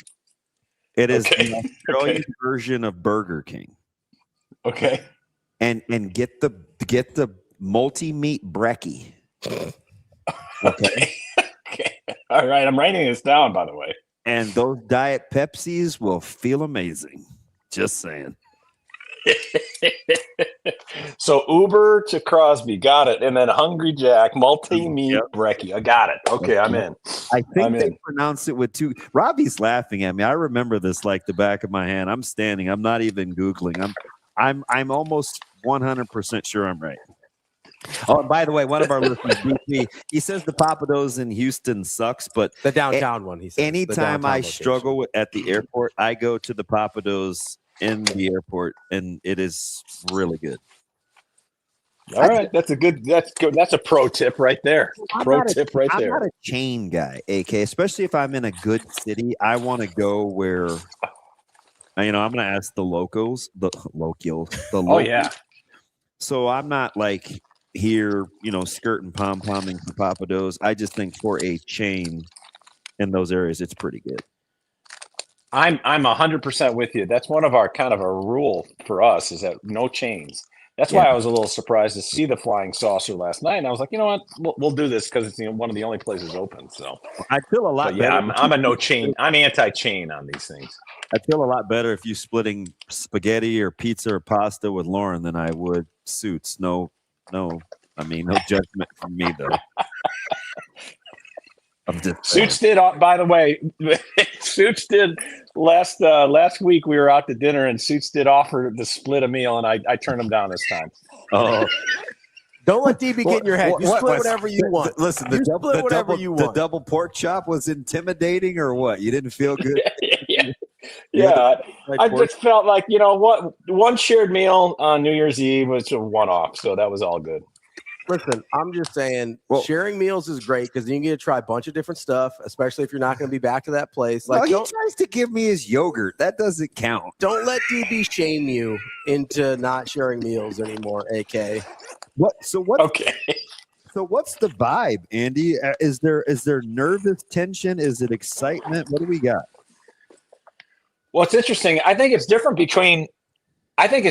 if you ask a Husker fan than if you ask a Husker player, right? I think the players are pumped up. Jack, doesn't matter who they play. And I think the fact that they're playing a team they know and know so well, I think energizes them, right? And the fact that this will be like who not only gets to go to the Elite Eight, but who gets bragging rights for the season series because both teams won on their home floor in relative slugfest. So I think from a player's perspective, they are chomping at the bit. I think Husker fans are holding their breath and hoping for the best because this magical season, the last thing a Husker fan wants it to be is ending with a loss to the bitter rival Iowa Hawkeyes, right? I mean, that would put a wet blanket over this run. Are you guys telling me to grow up if I say I hate that narrative? Is it just inevitable and I'm being a Richard head? Yes. Oh, God, you want to think about it? You can't tell me that was a little fast. I barely. I will say, like I just take from I pick up a lot from my daughters and her friends because they're students, and when they heard that they were playing Iowa, like we were watching the game, and they're like, "No, not Iowa. We don't want to deal with them." Like they were hoping to play Florida. I mean, you definitely should not. And I'm not, I don't care either way. I think Iowa's a pretty good matchup for them. I think, you're going to have to beat good teams along the way. And Iowa's playing great basketball right now. And they're playing great basketball without Sturtz pouring in. He's scoring less than 20 in these first two games. He scored 16 and 13. So other guys are getting involved for them. And I think that actually helps the bottom line for the Hawkeyes, How well served do you think this is? Because I think this is kind of a nice little side story is just the temperament of Coach Hoiberg and this staff to kind of ride the wave of the way that the regular season ended versus the consistency of his message. Because even though it looked a little rocky, he said the same things for almost a month. Like there has to be some good in that. Oh, no question. And I think obviously they're smart enough to know that they're playing great basketball teams. All you have to do is look at the teams left standing and what conference they play in to realize that the losses came against all tournament teams, and 5 of the 6 are still playing right now. So, as long as the Huskers play solid defense, they're going to be in every game and hit the boards, because those are the two components that keep them in. And, as you say, Damon, that, what's portable, what can you take when what has to be consistent on your team? The defense and rebounding, that's portable. That's something you can take with you. Now the physicality that Iowa showed, that they out physical Florida, is concerning, and Nebraska's got to bring that component, because I think against Vanderbilt, Sam Hoiberg said the other day that they didn't win the physicality battle against Vanderbilt, and they can't afford to lose that battle against Iowa, because that's really going to decide who wins this game. Who's going to be the more physical, defensive, and rebounding team? That's the team that's going to win. I mean, obviously, you need shots to fall. That's a no-brainer. But the other side of it, the defense, the rebounding, and the physicality, that will ultimately decide this game. AK, as you're kind of looking at what Nebraska has done in whether it's the first 2 matchups against Iowa or how they played down the stretch against teams that weren't Iowa, I guess just what's your level of confidence? Oh, I think it's great. I think my confidence is high. I think if you take it a step further and look at one individual, let's take Braden Frager, right? Okay. He had an awful shooting performance against Troy. I mean, there's no denying it. Mm-hmm. But the fact that they were willing to let him work through that, and then he hit a couple shots late against Troy, that's kind of a sneaky, like, underplayed storyline that we don't really hit on. That end of that Troy game, when he was able to knock down a 3, I think he was like 1 of 10 at that point. And he kept shooting, and it was great, and he got to work through it. And then what does that do for his confidence going into a game against Vanderbilt? Well, look what happened. You saw what happened, and they need a Braden Frager to be that energized and that X factor. And because he's at that point, because Nebraska won back-to-back games in the tournament, I think their confidence is at an all-time high. And I think that helps them play a team that they've already beaten before. Now, they know it's not, the Iowa's not going to roll over. Duh. Of course they're not going to roll over. But I think they know that they can beat this team if they play the way they're capable of. And that's why I think confidence is as high as it's ever been. And obviously Price playing at a very, very high level, shooting it at a very high level. And, and don't forget about the storyline of who officiates this game and how it's officiated, because that's also going to tell the tale. So I've been trying again. Ravi's going to go ahead. Am I making too much of who's officiating? Just match the physicality, because I'm an old buddy player and coach, and so I'm no fun. But is that a thing too, Ravi? Would you like to be shaking your head already? I think there is a version of how this game is called that definitely benefits one team versus the other. I'm not saying Nebraska can't win either one, because they can. I'm not going to resign myself to say, oh, if the calls go this way, Iowa's going to win. But if they call off the ball fouls, that's a huge advantage for Nebraska. Okay. Oh, 100%. I agree.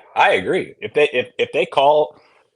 they don't allow Iowa to clutch and grab Price, I think it's going to be a long day for Iowa. And Iowa wants a set of referees that let them punch each other. You know what I mean? They want Big Ten refs. Like, they want Big ideal. They want Big Ten refs that are used to watching them play, or just because they're both Big Ten teams, maybe whatever the crew is, that's an advantage too.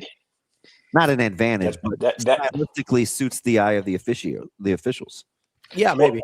There's no doubt it's a fascinating component to see who walks out there as the officiating crew. And I do think it plays a big role in terms of how the game will be played, and we should know pretty quickly. Now, I will say that Vanderbilt crew, the crew that did the Vanderbilt game, I mean, they officiated that game. That was a bad crew. That was a bad. Yeah, that was the. They officiated it one way for the first 32 minutes and then switched. It was weird. Yeah, they officiated different sections of the game differently, which is not what you want at all. Like, you want to know what you're getting into and what they're asking you to do in terms of physicality. Yeah. AK, last one. Be honest. The Andy Kendi that would go out and have a Diet Pepsi and a ginger ale with your boy, yours truly. You have to kind of want to see some of the spring game, don't you? Or are you like, see you in August? I normally kind of take the spring game with a grain of salt, and I think it's one of the it's more of a carnival than something that you can really take a lot from. But in this case, with the new crew and the new players and this new era, I'd actually like to see it. I'd like to be there in person. I mean, either way, we're going to watch because thankfully it's on the tube. But I would love to be there, no question. I do. In my heart of hearts, I'd love to be there just to see the new guys in their roles because we've seen so little of them this spring, obviously. So I would, and I think it's good for football to have this run for basketball to take the attention away. I think this plays into Coach Rule's thing that just get to work and forget about the other stuff. So I'm curious, one, to see the new players and two, see how many people show for Saturday because I'm very interested to see the. There'll be. You think I'm high? And I don't mean like. How many do you think? I said 20.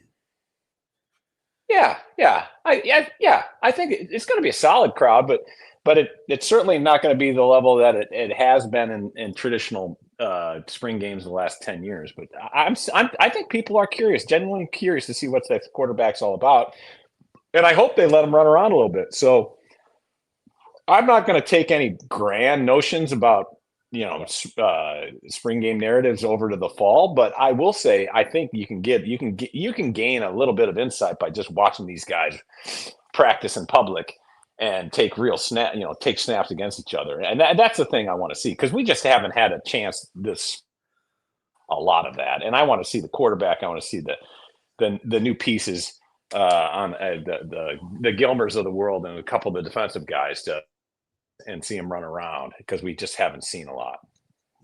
That's our guy, Andy Kendi, KETV. You want my spring hot take guy, AK? That's what? What was that? You want my spring hot take guy? I lost you. I can't hear you, man. You're cutting out. Would you like to know who my spring hot take guy is? Yes, I want. Yeah, give me it. Let it roll. One Quinn Clark. That's the guy people will see and say, damn, I think he's going to be pretty good. I can't wait to see it. Can't wait to see it. That's my hot take. That's all I got, AK. Nothing juicy. All right. Thank you, boys. I'll have a pop for you tonight, I promise. Yeah, just one Diet Pepsi. I'll text you later. Gotcha. See you, fellas. That's Andy Kendi from KETV. We'll take a quick break. We'll be right back with Kyle Crooks. You weren't very nice to me in that segment. No, you just asked a question. I answered it. So am I no fun because I'm a funny duddy? No, I think you're being unrealistic that it's not going to feel different to people to lose to Iowa than it would have to Florida. Oh.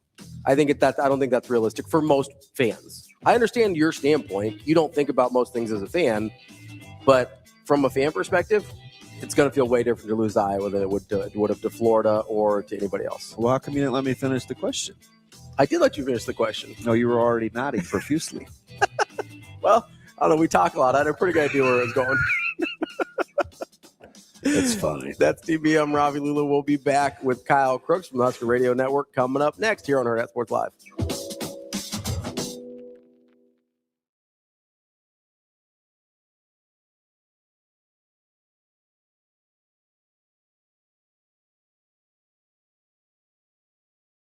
March into savings at Edwards Chevrolet. Lease the 2026 Chevrolet Silverado RST starting at just $489 a month with 0 down and first payment due at signing. This is what March savings looks like. Or lease the 2026 Chevrolet Trailblazer LS starting at just $289 a month with 0 down and first payment due at signing. Get to Edwards Chevrolet today. Together, let's drive. It pays to make the drive to Edwards Chevrolet GMC.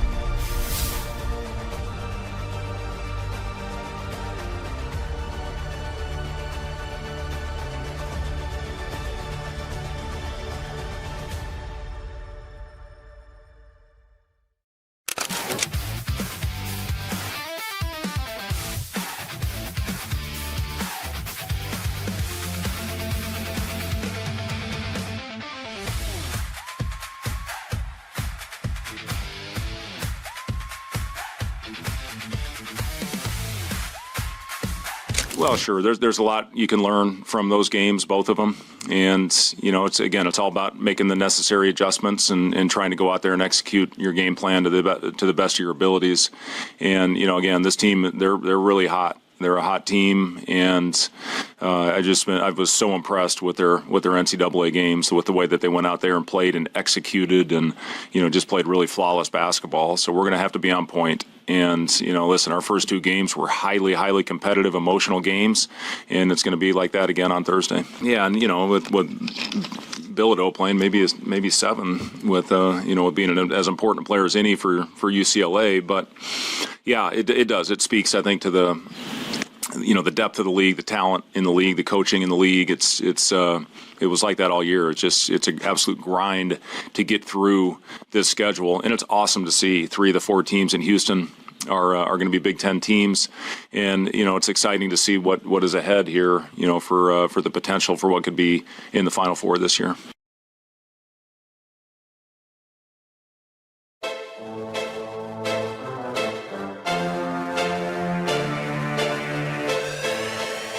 Welcome to Hurrdat Sports Live. The league is as good as it's ever been.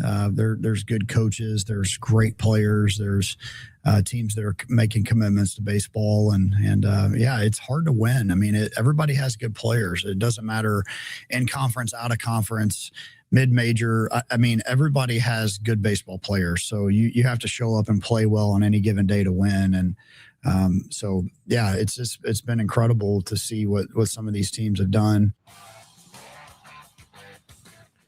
Welcome back, Hurrdat Sports Live, presented by Next Gen Male Medical. That's DBM Ravi Lulla here at Hurrdat Sports HQ. We are joined now by Kyle Crooks, the director of broadcasting for the Husker Radio Network. KC, how we doing? Not great this morning, guys. I got to tell you. So I walked away from my laptop for a few seconds here. I'm on my iPhone, as you can tell. Okay. And it did a full update. So I had my laptop completely shut off, right? This is like an 8:58. And it completely shut off. It took about 5 minutes. So now I'm on my iPhone, on the browser on my iPhone doing this interview, and my laptop just came back. So to say things are a little hazy right now for me, just trying to do this interview. Okay. Listen, I care about you a ton. If you need to just take like 30 seconds or a minute, like I can shoot the breeze and you can get back on your laptop. We're so unprofessional, Kyle. There are no rules to this thing. We just do what our guests want to do. Let me do that. I'm going to hop off and I'm going to hop on in 10 seconds. You got it. Back. Right. You got it. See, I like my partner, man. I want him to be very comfortable. I agree. That was a very nice thing for you to do. I wouldn't call us unprofessional. I would call us adaptable. So I know his personality. No, that was going to bother him. Oh. Yeah, no, I could tell. I'm just telling you. As soon as he said we're having a tough morning, and then that was the reason, I was like, oh, this is going to bother him. Yeah. Right. Yeah. And I need KC at his best. That's my dude. Oh, that's a no. I totally understand. Like that's especially if you're like, hey, I've got this, it's ready to go, and then all of a sudden it's not. Totally understand. Can you do me a solid real quick? Can you stand up and show our listeners how you're dressed? Sure. Because you're giving me Breaking 2 Electric Boogaloo, like Turbo and Ozone. So we got breakdancing we got the throwback. You look like a 12-year-old. We got see, part of the problem is I wasn't planning on wearing the jacket. But because DB has like menopause and can't figure out the temperature in this room ever, and he's like, "It's Sasha, it's hot in here," just yells at her every morning. I always have to bring a jacket that doesn't always go with the outfit. So today I'm rocking our Hurrdat Brand Goods jacket. I'd like to have a Nebraska one, but we don't have their license yet.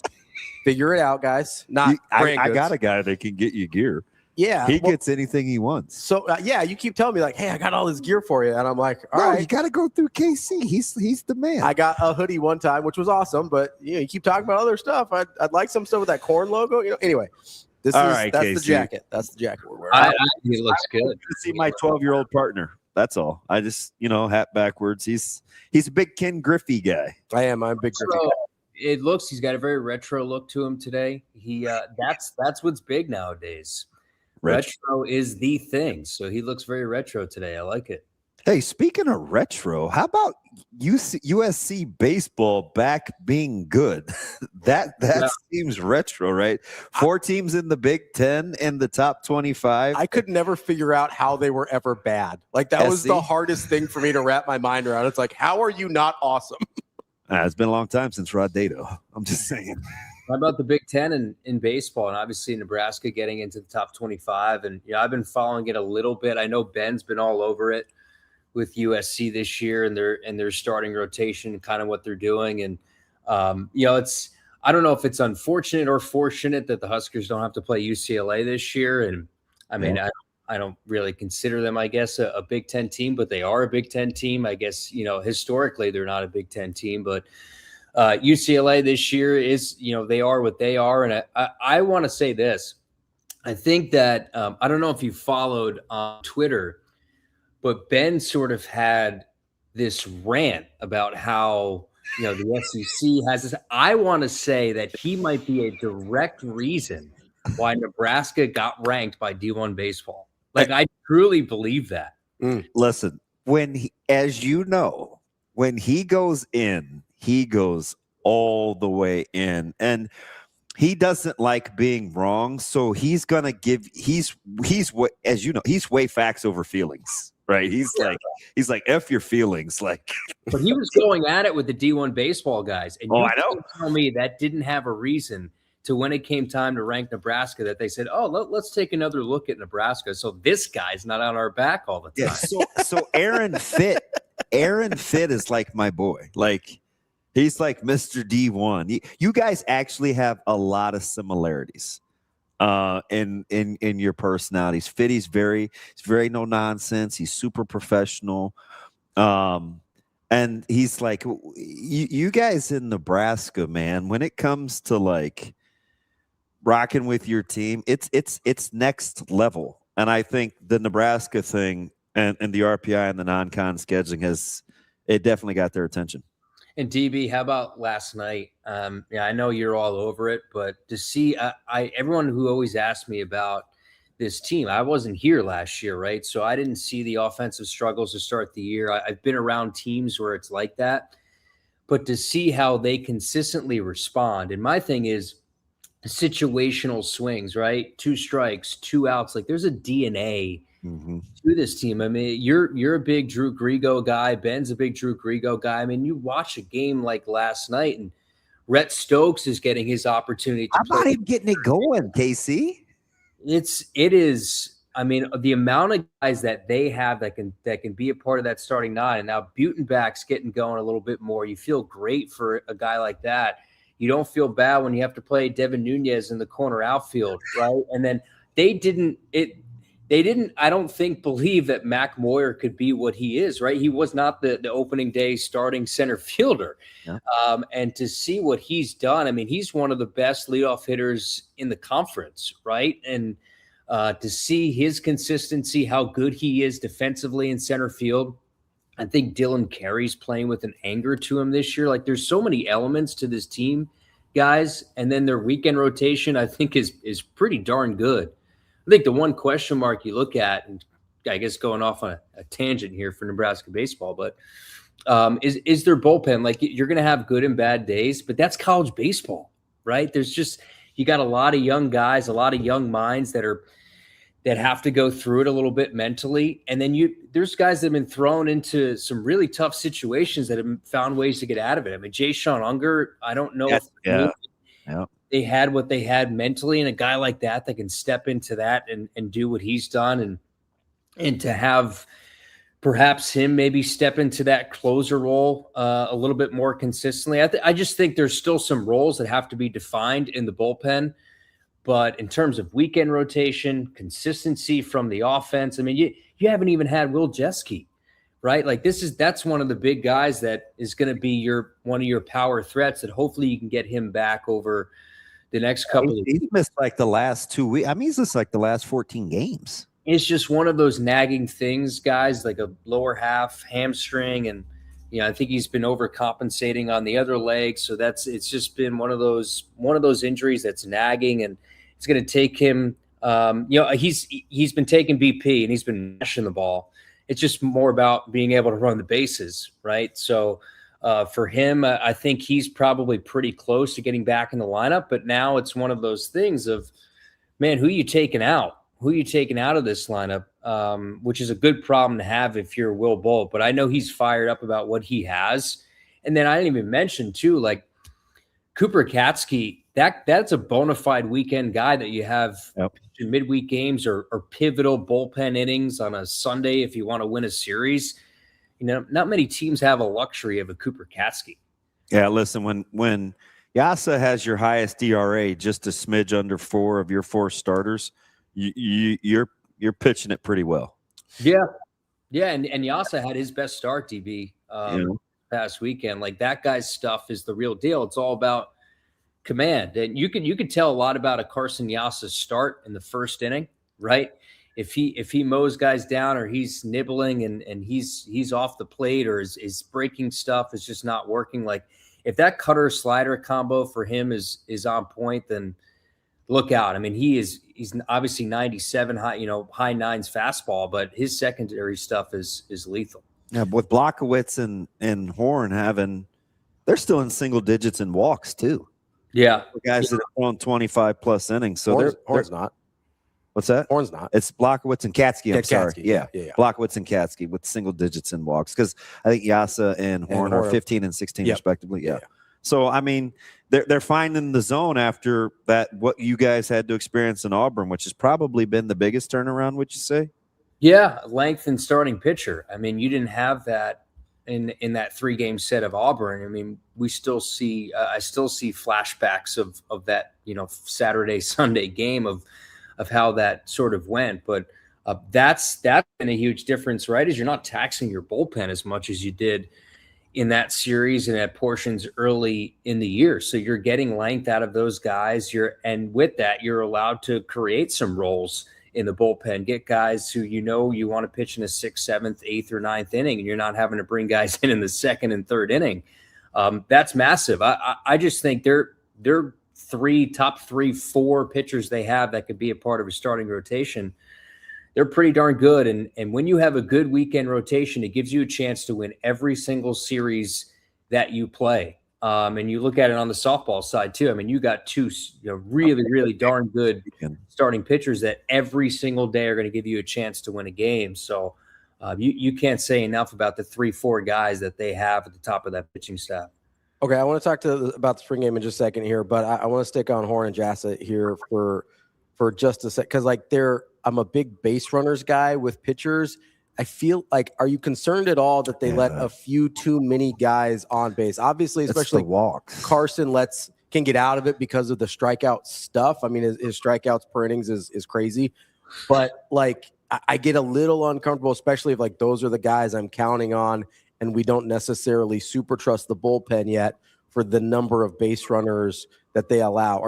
Is that a concern at all or on your radar at all? Sure.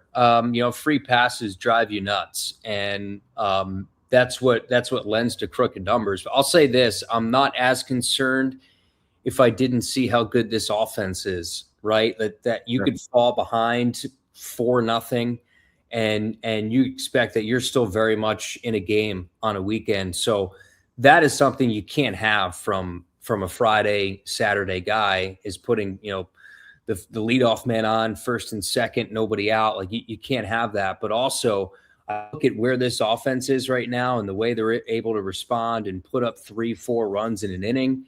That it concerns me less just because of how good I think this offense truly is. Like their goal, right, is to host a regional. And I think they have the weekend guys, they have the lineup to do just that. Now you have to go out and you'd have to beat a USC, you'd have to beat an Oregon in a series, right? You have to do all these things and probably make a run in a Big Ten tournament. That they're pretty good at doing that. So they have the horses to host a regional this year. I truly believe that.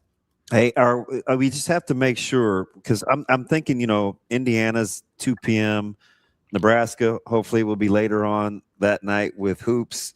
We got the spring game. UCLA is in town for softball. Are we sure the great Josh Hilkeman is okay? Do I need to bring him breakfast Saturday morning? You know, I think we got to give him a trophy of some sort. He's the MVP, man. Him and Camden Cohn, who hosts most of our pre and post game shows for baseball, and I think Nate roars. So Nate's doing PA for football, and then he's going to sprint. I wanted to turn this into a social media. How can he get to bowling? Is he going to softball? Yeah, I mean, he should have time. So if it's one, he'll right. probably do Rhonda's interview the night before or whatever. But I haven't heard anything as to him not doing it. So I wanted to make that a whole social media thing where we video him sprinting to bowling for Memorial Stadium. But we got a lot of hats in the air. But this is exciting, right? You got a baseball team that's top 25. You got a softball team that's top 10. You got a football team that I know is under the radar. I was at practice yesterday, DB, and it was a fun practice to be at. It was just a lot of team stuff, scrimmage stuff, to see the guys. You know, everybody was live. There was a certain point where like the QB's live, where you can maybe like now it was a handoff. So like I think it was one play where rules like, all right, number 10's live, and but it was just a handoff play, but. So that's good. I mean, there's just so much good stuff going on. And of course, men's hoops. Do you like, because he's been doing that a lot lately, where he'll just situationally say, hey, let's, 4th and short, black on black, or like he'll just kind of get off script situationally where guys know that they have to be on all the time. Can you tell the difference in kind of the physicality in which they're attempting to play with? Yeah, I think so. I think they're going to be better at the line of scrimmage defensively. I do. And people say that and roll their eyes, and you know what? More power to you. I get it. We sat through the last 3 games of the season, right? You could pay lip service to what we saw, but I think they're going to be better at the line of scrimmage. I look at a dude like Cade Petchock, and I say, how's that guy not going to be better this year? And he's got options too. He can play inside, and they're dabbling with him outside, rushing he's got some options. Yeah, and they have their cheetah package, and I know Rob has talked a little bit about that, where they just kind of put their best 4 rushers on the field. So you could see guys that line up as a D end or as classified as an edge that'll be a 3 technique, and they just want to get after the quarterback, right? So I want to say law of averages, Cam Lenhart's probably going to have a better year, right? I think we saw a little bit more. Good start. Yeah, and I think we saw a little bit more out of Riley Van Poppel in the bowl game, right? Where I think he knows that it wasn't his best year last year, right? After that luxury he took as a red shirt, and I think you're going to see better play out of the defensive line. But to answer your question, I do like how they create those situations that, like, put the ball at the 2-yard line. This is how we're ending practice. Who wins? Defense, offense. Yeah, I think it was a goal-to-goal play at the 2 yesterday, and this is how practice is going to end. And I think the defense stopped Ives just short. I was standing on the goal line. I think Ives got across. So I want to say the offense probably won that, but the defense in the end, according to the official, they had him down like a half-yard shy. But creating those competitive situations that guys are fired, like guys are, jumping around on the sideline, on the defense, just, cheering their guys on, and guys just want to be out there and competing. And he creates that atmosphere. And Rob Orich is a fiery guy. Tyler Yelk's a fiery. Like some of these new guys, they bring. He might be my fave right now. And it's not just, well, I know what you're going to say between me is, oh yeah, you guys in the mix. But no, like I like Yelk's style, because those young guys, they keep rotating those guys on the back end, and they're playing pretty well. And he has the nickels too, which when those nickels are in the safety room like that, I like what Yelk's kind of bringing to the table as a teacher. Yeah, and that nickel position is interesting in Orich's defense, right? It's probably the most important thing that you have to make sure that you get right. I want to say too, I mentioned the defensive line, guys that I expect to be a little bit better this year. But you look at a Jameer Khan, I think they're really, really high on him. They're going to move him around a little bit, bump him around to whether free safety or could they play him at the nickel. Donovan Jones is another. Like, there's a few guys in there that I think, DB, and that they want to maneuver around to see what's their best fit, and they might play multiple positions in September once the season starts. And maybe that's a conversation more for fall camp as to who settles in as that guy that's that nickel. Again, you need a guy that's going to be able to come up, stuff the run, that's going to be able to cover and do everything. Like, you're sort of a captain a little bit of the defense on the back end when you're in that nickel spot, because there's just so many things they ask you to do. And if you're going to be on the field, you have to be able to do a lot of different things well. So I'm interested to see how things shake out in the secondary specifically. You know, I think Caleb's going to certainly factor in on the back end when it comes to, you know, one of those safety spots. And, you know, McDougal he's a player now. Like, you need. I think he was bigger. Yeah, actually is. I did think he was a little bit, but he's just looking at his numbers last year at San Diego State. Like, you needed somebody that's going to be able to come in and tackle, right? We saw a lot of missed tackles at that third level last year. I think he's going to solidify the back end of that defense. I'm very interested to see kind of what he's like in the spring game when you get him at Memorial Stadium, but I think he's going to make a difference.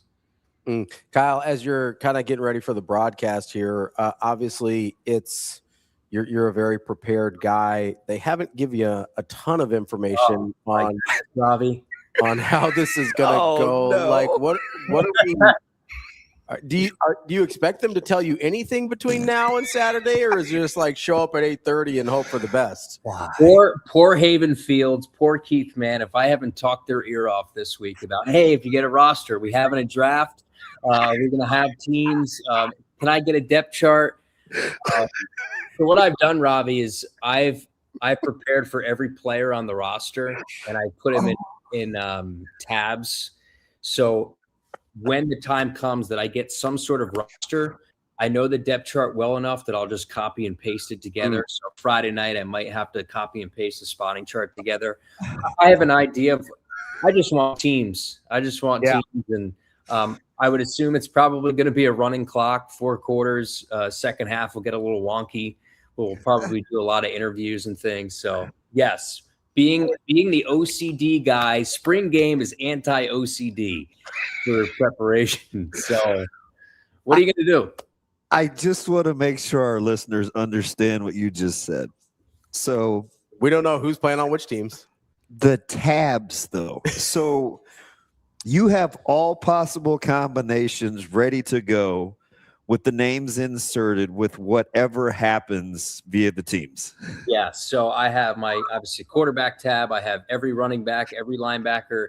They're done.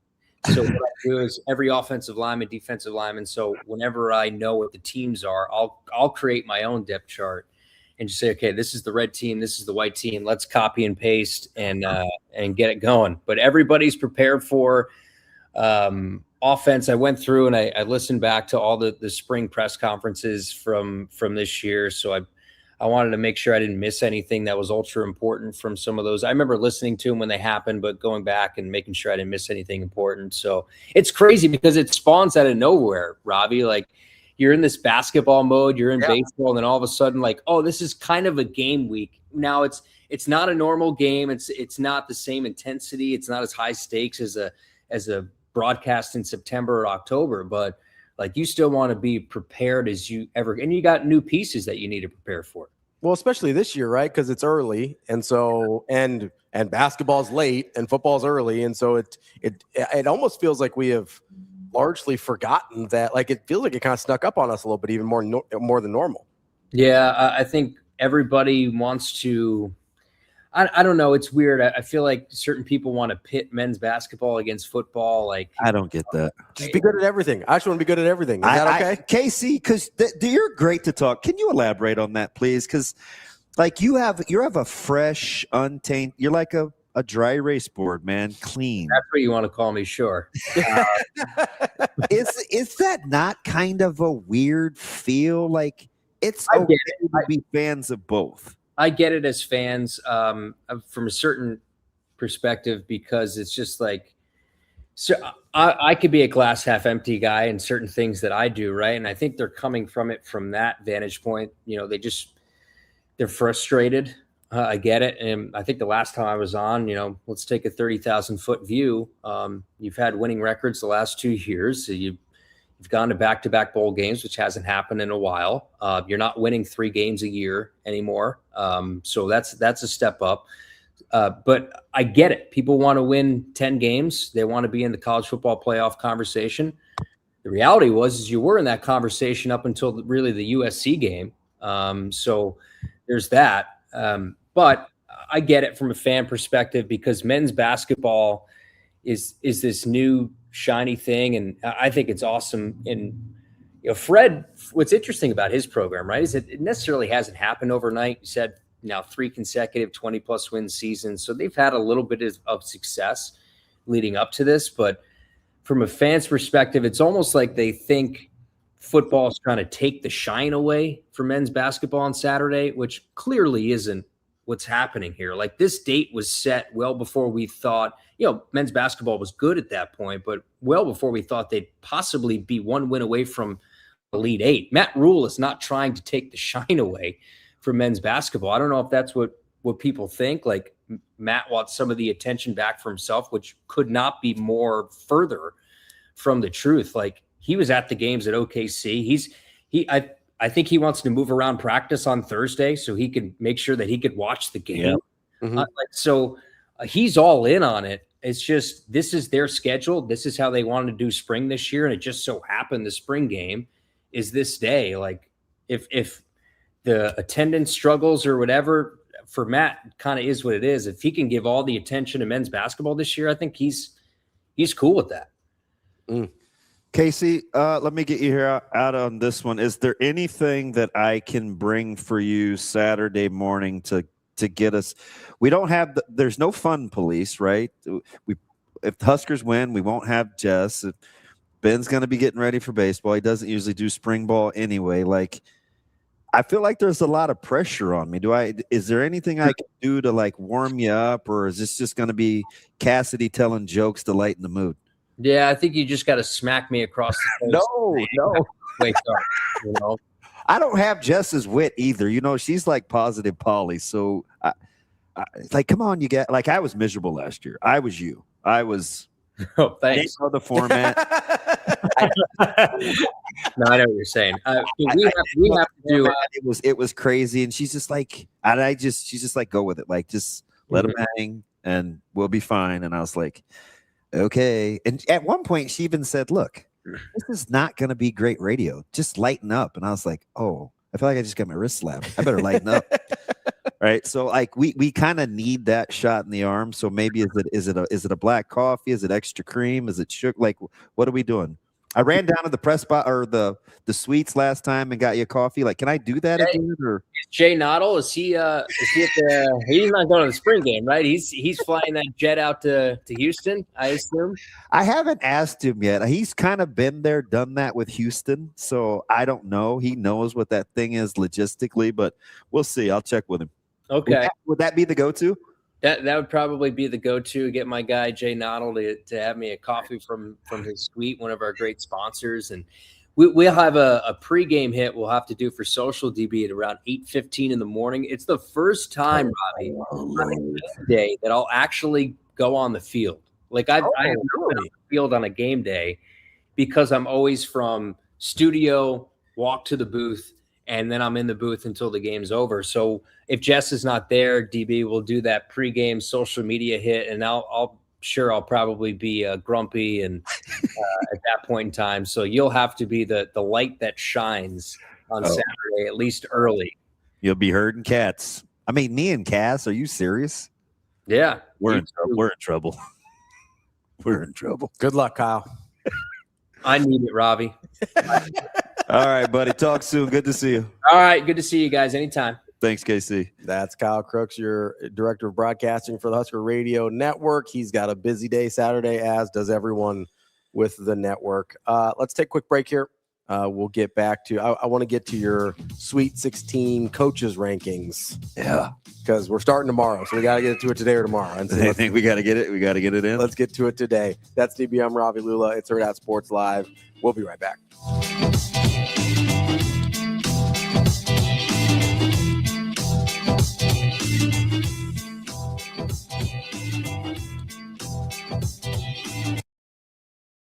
March into savings at Edwards Nissan. Lease the 2026 Nissan Rogue Platinum starting at just $339 a month. A premium ride at an unbeatable price. Drive away with more this spring. Or save $2,650 on the 2026 Nissan Pathfinder. Plus, finance at just 2.9% for 72 months. Don't wait. March into savings right now at Edwards Nissan. It pays to make the drive to Edwards Nissan.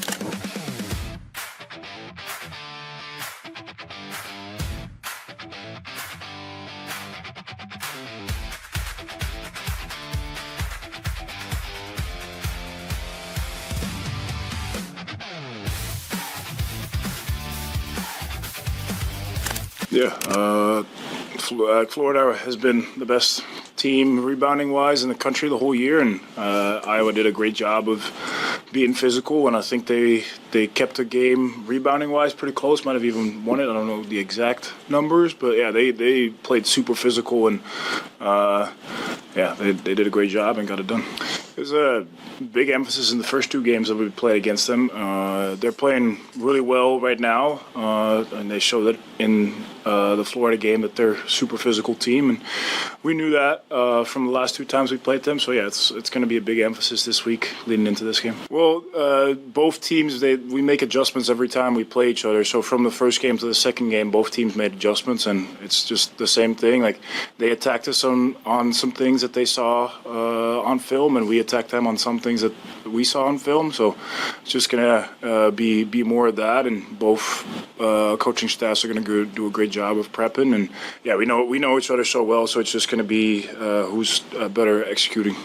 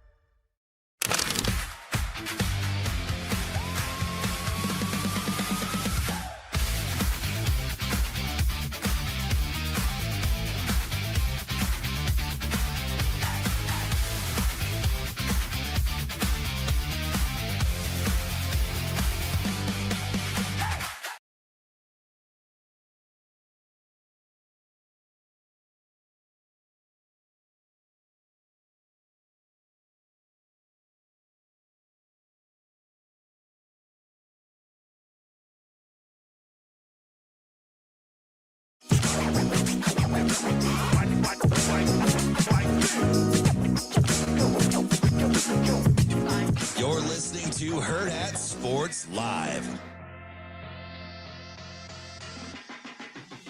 Welcome back, Hurrdat Sports Live. That's DB. I'm Ravi Lulla here at Hurrdat Sports HQ, reminding you we have launched a Patreon little VIP club that DB didn't tweet out yesterday. Damn it. It's fine. I had one job to do. Yeah, I was looking for it, and I was like, well, I guess that's just not going to happen today. Why didn't you tell me? Because I was like, I'll tell you tomorrow. You're bossy. Like, just do it. We'll get DB to tweet out the link today. Make sure, though, one you go flipping job. Follow that link on Patreon. It's $5 a month. You'll get weekly film breakdown.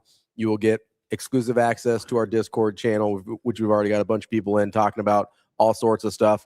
And there will be quarterly meetups with me and DB, so you can hang out, ask us questions, have a good time, and all that good stuff as well. So what's up? Man, you? Yeah.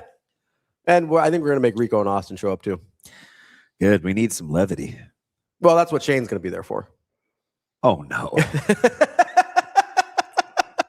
Hey, Littleface, are you coming to what? No, you can't because you have to get. You're like working tomorrow, right? Yeah, Shane? yeah, I got stuff to do.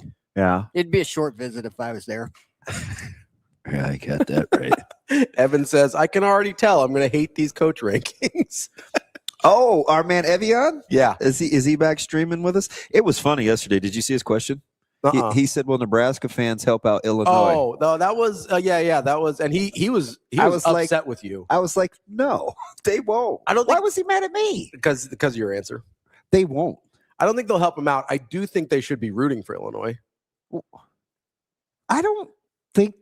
Now I could be speaking out of pocket. I don't think Nebraska fans rock with the conference thing. No, I mean for their own personal. You think they'd rather play Illinois than Whitney? I think Illinois is a better matchup than Houston. Oh, God. You better. You're such a, who are you? I don't know. I watch basketball. I know matchups matter. I don't know what. Ravi? What do you want me to say there? I don't know. Matchups matter. I don't Illinois know a better if they matchup. would rather. Illinois is a better matchup. That's not true. Yeah, it is. Yes, it is. Unequivocally, that is true. Oh, God. We'll never get to the coach rankings at this. Just let it go. He made the graphic. He's mad if we don't get to the graphic. Okay, I'm gonna let it go. We're gonna get back. We'll fight about it tomorrow. We can fight about it tomorrow. Well, we don't have to wait. I mean, you stood up and you got all like, "That's not true." I'm like, all right. Wait, That's not true.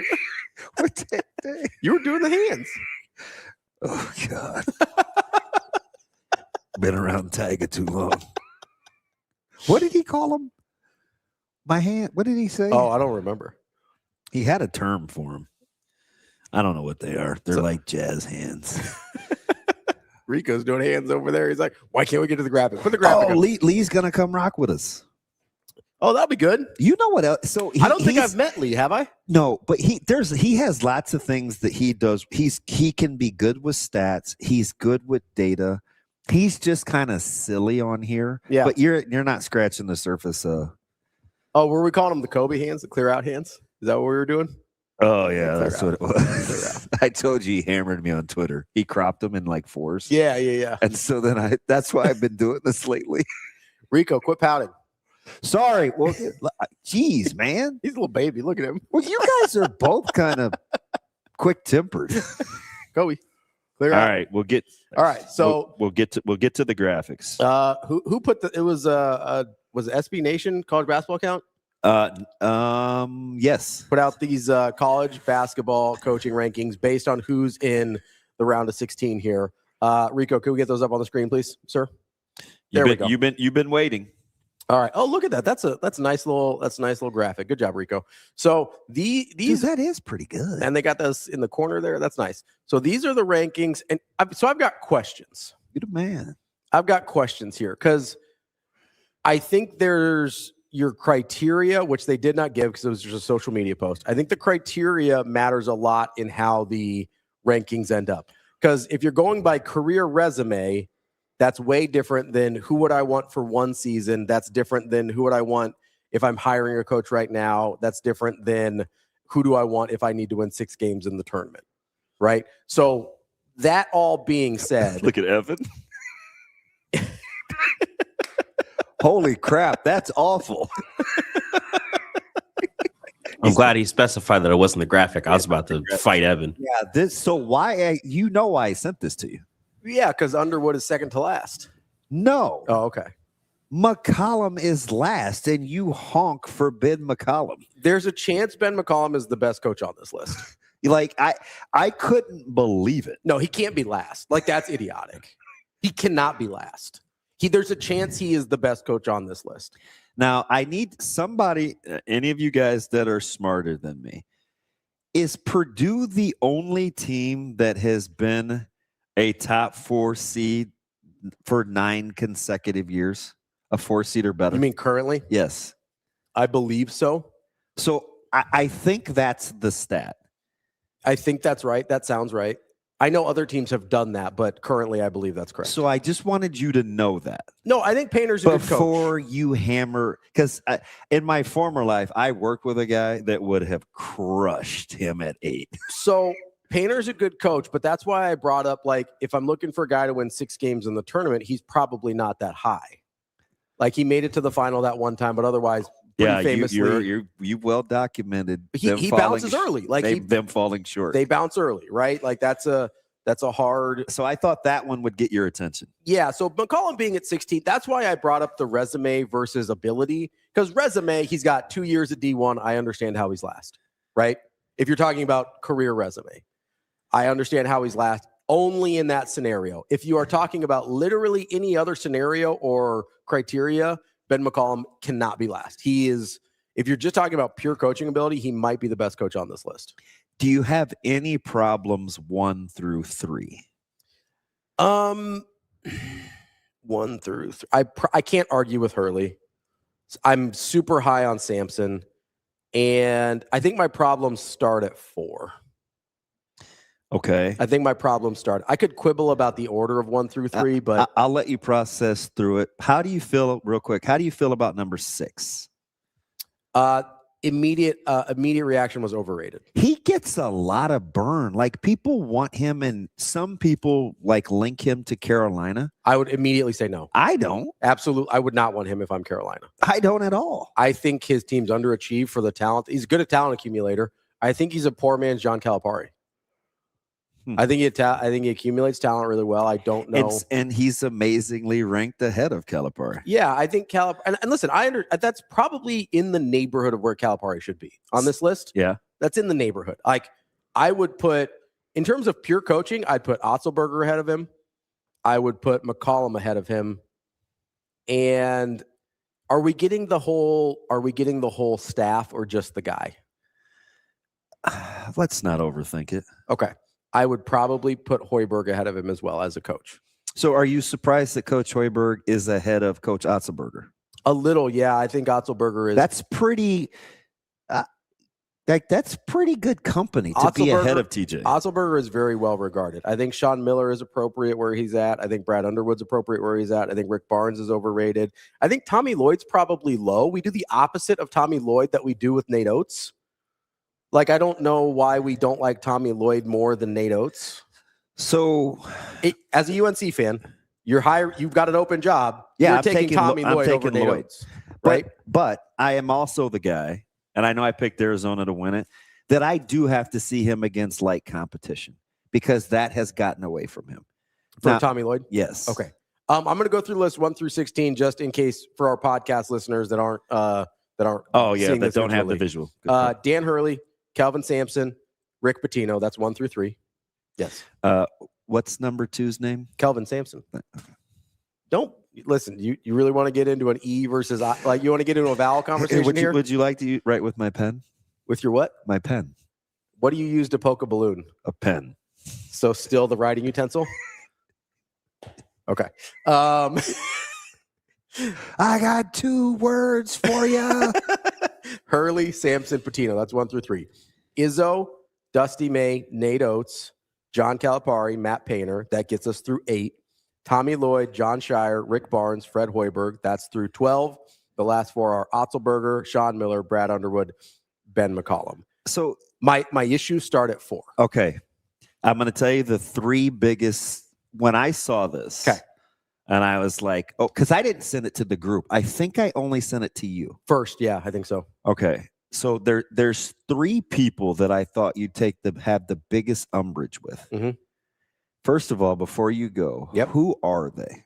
The people I take the biggest umbrage with? Yes. Izzo. I did not have Izzo, and I did not have Oates. Okay. So outside of Izzo and Oates, this is high, too high or too low? This is, you were not going to agree with where they are at all. McCollum. Was 1. Probably Tommy Lloyd. Nope. No? Okay. Otzelberger? Yep. So McCollum, Otzelberger, and you probably thought Painter. No? Who's the third one? You've hammered him. And he's sitting right dab smack at number 11. Oh, yeah. Rick Barnes sucks.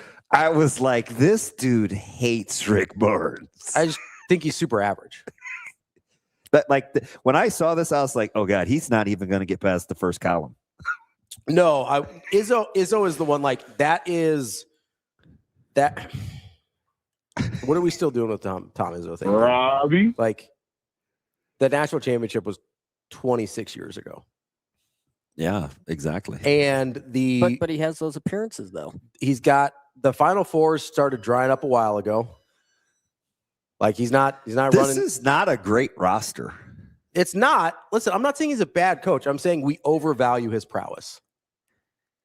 In this list, I'm taking Dusty May over Tom Izzo. Yeah. I'm taking Ben McCollum 1,000% over Tom Izzo. I'm taking Otzelberger. I'm taking Hoiberg. And I'm probably I might take Shire and Lloyd over Tom Izzo. I was a little surprised. Shire seems low here. They're pretty good, man. Like dude, that Duke team last year was. They should have won. Like that was bad. That's pretty. I mean, that was bad. But he does win a ton. He does win a ton. Big Red Gun. He's tied with Brad Stevens, right, for quickest to. For the to a certain number of wins. Yeah. I think you're right. Dan Hurley probably is the best coach on the list. Big Red Gun. I can't argue with that. He's phenomenal. I'm surprised you'd say that. He's so. Listen. I can hate his personality. He's incredible at what he does. Okay, I may be splitting hairs, but let me ask you something. Who do you think has done more with less, Kelvin or Dan? Probably Kelvin. It seems like Hurley's had better players. Hurley is a better recruiter, but Kelvin has done it multiple places. Yeah, so Kelvin doesn't get the same credit that Pitino does as far as being like a nomad and being able to do it anywhere. But Kelvin can do it just about anywhere. Right. Like But it's really hard to argue with the national titles. Does May seem high to you? No, I think Dusty May's very good. He's 5. I mean, maybe a little high, but I mean, I don't have any. I mean, McCollum should go above him, but I'm taking Izzo out. Otzelberger should. I don't know if Otzelberger and May are very different types of coaches. I don't know which one I'd take because I'm including recruiting in this, right? Like you're in charge of the players you get. So the doing less with more doesn't automatically think you should be higher on the list. Okay, but let me say something because I'm not really going to fight 1 through 3. I'm cool. Yeah, I am too. But I do think relative to the jobs you've had, like Oklahoma was a 1 seed. Yeah, no, he was phenomenal. Like I think Kelvin Sampson is one of the best coaches in the country. Like he's phenomenal at what he does. So to the point of the guys that you recruit, it's still affiliated with the institution too. Sure. Yes. I'd much rather be recruiting to Duke than Oklahoma. Absolutely. I think Kelvin Sampson's done a much better job recruiting high-level players to Houston. He's gotten guys that he never really had access to before. Like he wasn't getting a ton of 5 stars at some of these other places. Honestly, if you want to talk about doing more with less, like my 5, I would probably go Hurley, Sampson, Pitino. I may go Ben McCollum. Then I think you have to take a pretty good look at. Izzo's going to be in my top 8. All right. That's probably 8's fine. 8's probably fair. Like I think Izzo's got to be in my top 8, but I definitely would bump down May and Oates, and I probably would for sure replace them with McCollum. And I don't care what you say. Mm-hmm. I know you hate Underwood. That dude wins a boatload. Like 15? 15's low. Sean Miller should be below him. Barnes should be below him. Sean Miller's taken Xavier on 2 different occasions to the Sweet 16. Look what he did with good players at Arizona. Nothing. Dude, this Texas team is in the Sweet 16. That's fine. That's fine. They shouldn't have been in the tournament. Like at some point it matters. if we're counting regular season stuff for some of these other guys, like we have to consider the regular season stuff with him where like I brought this up the other day. He's had some I get that he's had some good runs, but let me bring up Sean Miller for you here because he was getting really, really good players at Arizona. He missed the tournament the last 3 years. Tommy at Arizona. Lloyd was getting those players. Oh, Tommy Lloyd was at Gonzaga. Well, okay. You're right. Like he missed the last 3 years of the tournament at Arizona. I don't know how that's even possible. Like he had some good runs at Xavier. His second run at Xavier was he got those guys to the Sweet 16 the second time around at Xavier. The first season, yeah, he did, and then go NIT and then bounce to 60. Like I don't know, man. Like he's a good coach, but we're talking about 16 guys here. We're not talking about slotting him in the 200s or something. I don't think you can put Sean Miller over. Like, I don't think you could put Sean Miller over. It should Underwood be above or below Painter? Probably below. Ooh. I mean, if you're going to make this argument for Sean Miller, Painter's been really good for a long time too. Yeah, but I also think they've underachieved. And Sean Miller's teams haven't? Which one? All the Arizona teams. All of them. No. Matt Painter went to a national championship game. Okay. Does that not count? Yeah, he got there. Like that's more than we can say about almost everybody else on this list. So Underwood's tournament appearance. Go to Painter's tournament appearances. All right. Since because they have been a top 4 seed the last 9 years in a row. Right. So that's top 16 in the country. Yep. So we go start at like 17. Okay, so 16, 17, Sweet 16, Sweet 16, Elite 8, COVID, round of 64, Sweet 16, round of 64, national runner-up, Sweet 16, currently in the Sweet 16. They've gotten bounced in the Sweet 16 or before the Sweet 16 just twice in the last 9 years. As a top 16. As a top 4 seed over. As a top so you would expect Sweet 16. The Sweet 16. Yeah. So they have achieved at least what they were expected to in almost every one of these years. Now, one of those is the FDU 1/16, so that looms very large in our minds. So, but how many bad losses in the tournament does Underwood have? Let me see. Like what you would call a bad loss. I'm gonna have to bring them up here. I'm gonna guess you're only gonna come up with one. Which one was that? You tell me. Okay. I mean, I don't have it off the top of my head. That's why I was asking. I thought. Could you use the whole give each like the best roster on this, and which coach do you think does the best with it? Well, so Evan, if you agree with me, what loss? Yep, if that's what it was, it's Loyola. It was easy if you put it to. They lost to Loyola. So he has been past, and that actually got Moser paid. Yes, it did.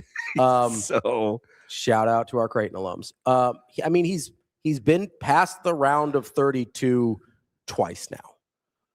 Underwood. Yeah, but I think that's the only bad loss, though. Okay, so 2021 Illinois, they lost to. Let's see. That was Loyola Chicago. Mm-hmm. So that's the bad one. That's in his first tournament appearance with Illinois. The next year, they also got bounced in the round of 32. That was to, give me a second here.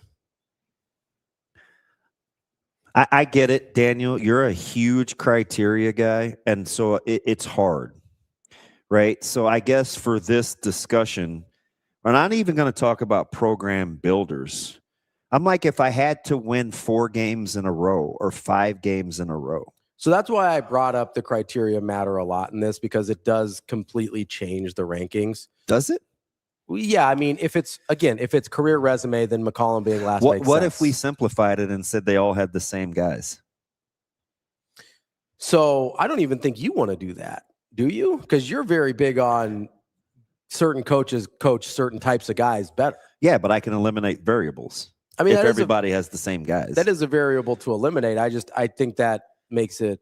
I don't know that that's the variable I'd eliminate. I was shocked to see Otzelberger at 13. Yeah, that seems way too low. I Right. think Otzelberger's phenomenal. I mean, any list that has Ben McCollum last, I think is Probably going to be wrong. hard. Yeah. I mean, do you feel good about the Arkansas loss if you're a couple years ago for Illinois? No, but Big Red Gun asked the question: who takes the Carolina job? I think Lloyd would be in the discussion. Otzelberger is definitely going to be in the discussion.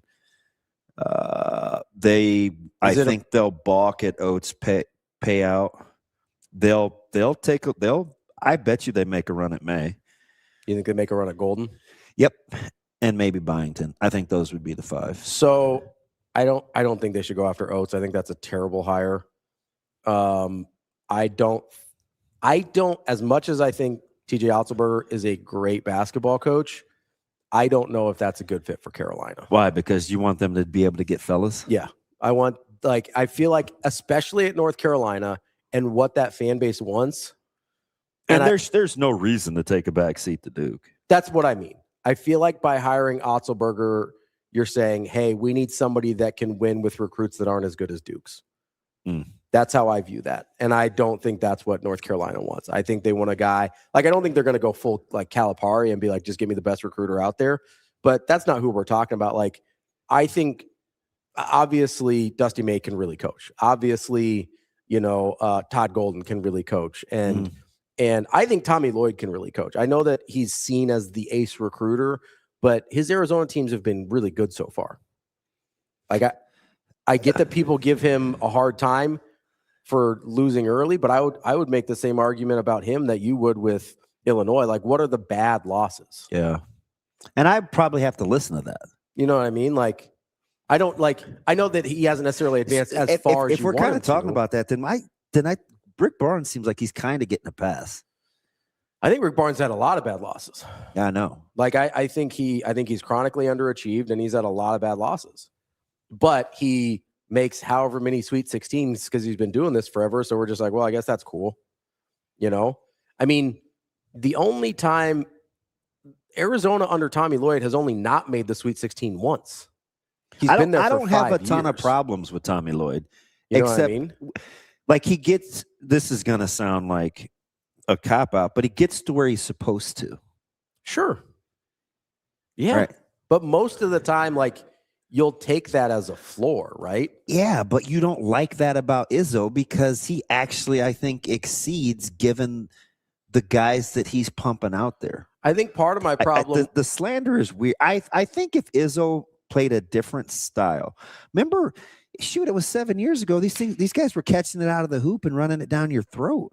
So I think my issue with Izzo is I don't understand why he's not getting better players anymore. Well, because he tells you in every press conference. In every press conference, he talks about loyalty, accountability, and questioning the profession, but loving his job.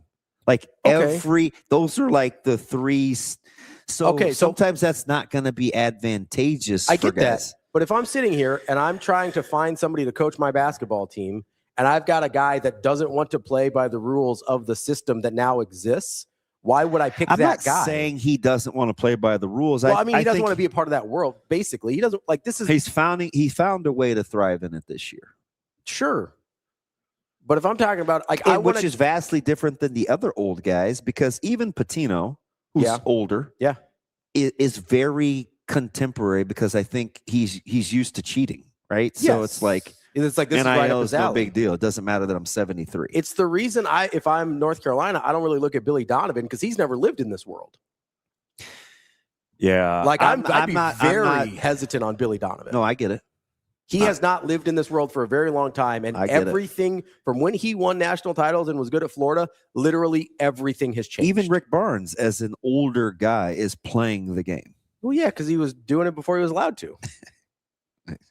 I mean, that's why, if you want to be honest, that's the Sean Miller thing. It's he's good at it now because he was cheating before. I mean, he's on, that's not an allegation. He was on tape. Yeah. Oh, yeah. That man could have gone to prison if they really wanted him to. I still don't really understand how that's illegal, but anyway, whatever. Federally illegal. I'm not sure why the FBI was. I think anytime you lie to the feds is probably not a good thing. Well, did he know he was lying to the feds? He didn't know he was wiretapped. I think being caught dead to rights in the scandal, because remember it went quiet for so long, and we're How are all these other sanctions coming down and I mean, famously close to home? It's and nothing's going on with Sean Miller. Yeah, and nothing ever happened with Sean Miller, and he didn't get fired until he started losing. Yeah. Right? It was super weird. But I mean, I just have a really difficult time with like the Izzo of it, because it's like, okay, if you don't want to, he feels like a guy that wants to coach a mid-major, and that's not Michigan State. Yeah. I mean, Rick Barnes famously, this doesn't do you any good because you think KD is overrated as a winner, but no, but in college, like you got player of the year. They couldn't get to the Sweet 16. Yeah, you got to make it out of the round of 32 with KD and DJ Augustine, by the way. Yeah. I'm pretty sure he was on that team. Like you can't get to the Sweet 16. I can't shake with him. You can't get to the Sweet 16 with Kevin Durant and DJ Augustine. And there's one more we're missing too, the wing. Yeah, I can't remember who it was. Abrams? Is it Abrams? What year is that? 2007? Is it Abrams? Might be. I see 24 in my head. That sounds right. Was it 06, 07, or 07, 08? God, that's a bad year for me. I think it's 06, 07. I'm going to take a look. Yep. Okay. AJ Abrams. Yeah. What number do you wear? He wore 3. You're thinking Justin Mason. He wore 24. Okay. They also, by the way, had Damian Jones, NBA player. Yeah. Dexter Pittman, NBA player. DJ Augustine, NBA player. Kevin Durant, of the best. That was a horrific outing. Like what? Like, and AJ Abrams was the second best player on that team, and he didn't play in the NBA. Yeah. How about that pull by Abrams was a good pull. I wouldn't have come up with Abrams. Let's go. Like, and let's not forget, Lincoln native Matt Hill also on that team. Yeah. Yeah. Prior to Lincoln Southeast. Yeah, we may have to go back through this. I'm just saying, like, Rick Barnes has had some doozies in terms of not getting where he was supposed to go. Yeah, and what I mean about lying to the feds is when they didn't come and say, hey, we have this evidence on the wiretap. Like, they were doing the investigation and he was lying to them the whole time. So, and when they produced the audio, it's like, I get that. My question was, what was he doing that was illegal to be investigated in the first place? Like, I get that it's against NCAA rules to pay players. What I didn't understand was what about how he was doing that made it a federal crime to be investigated. No, I hear you. Before he lied to the feds. Dude, I knew I liked Chuck. Like, this dude is a total hoops head. Oh, Admiral Schofield, that's a good pull. That's a random one. Hey, dude just came in talking hoops a couple weeks ago, and it's just like, all right, we're in. Yeah, Evan, it's the SEC problem. The people that cheated before are worse at it now because everybody can do it. Well, it can go either way. You either get better at it because now you don't have to hide it, or you get worse at it because you're playing by the same rules as everybody else. Yeah, I think the biggest thing with the SEC is they can't procure depth. Yeah, you can't stockpile anymore. That's the biggest thing. Yeah, I mean, you could pay guys, $6,000-$7,000 a month, and they stick around. Yeah, $7,000 a month is barely their housing budget now. Yep. Like, you're not getting anything with $7,000 a month. You might not get a punter for $7,000 a month. Oh, not one of them Aussie guys. No way. No, not if you're going to kick Australia or whatever it's called. Yep. You're paying $40,000-$50,000 minimum. I was like, you better be getting out your checkbook to get one of those rugby style boys. Ravi. There's another list we got to go through tomorrow, but I know you want me to rank. What's the other list you want to go through? NIL transfer success. Oh, I don't think you sent me that list yet. I didn't? You have to send that one over to me. All right, I'm on it. We'll see what we can do. That is the show. Your boys are on there. Who? Creighton. Oh yeah, the return. There's some misperceptions, or there's some misconceptions. There's some misconceptions about the money, but their return on investment was rough this year. I mean, there's no way around that. Yeah, Did not Kentucky. There's some teams on the list. How long does Mark Pope survive? Well, that seat has to be in Fuego, right? Yeah, I mean, come on, man. They didn't want and that might be a guy. And like if a guy came free. Yeah. Much what happened in the NFL. Oh, you mean Harbaugh's available now? Yeah. Deuces. Yeah, that. Or if I'll be honest, I mean, I don't think he'd ever leave Kentucky. But if a job came free that was pretty good, that wasn't Kentucky, he might be like, he might pull an old Coach McDermott and be like, Iowa State's a little rough. Let's go to Creighton. You know what I mean? Like, I don't like the writing on the wall here. We got some lists. Well, especially Mark Pope was like their 12th choice in the first place, I know, right? and it took forever. That's not like, oh, this is our guy, we're sticking with him. It's like, we didn't want him in the first place. Let's try again in 2 years. That's when you started honking for Cal. Listen, he's better than they got the cameras on. He's just walking his dog. He's better than anybody give him credit for. He just is.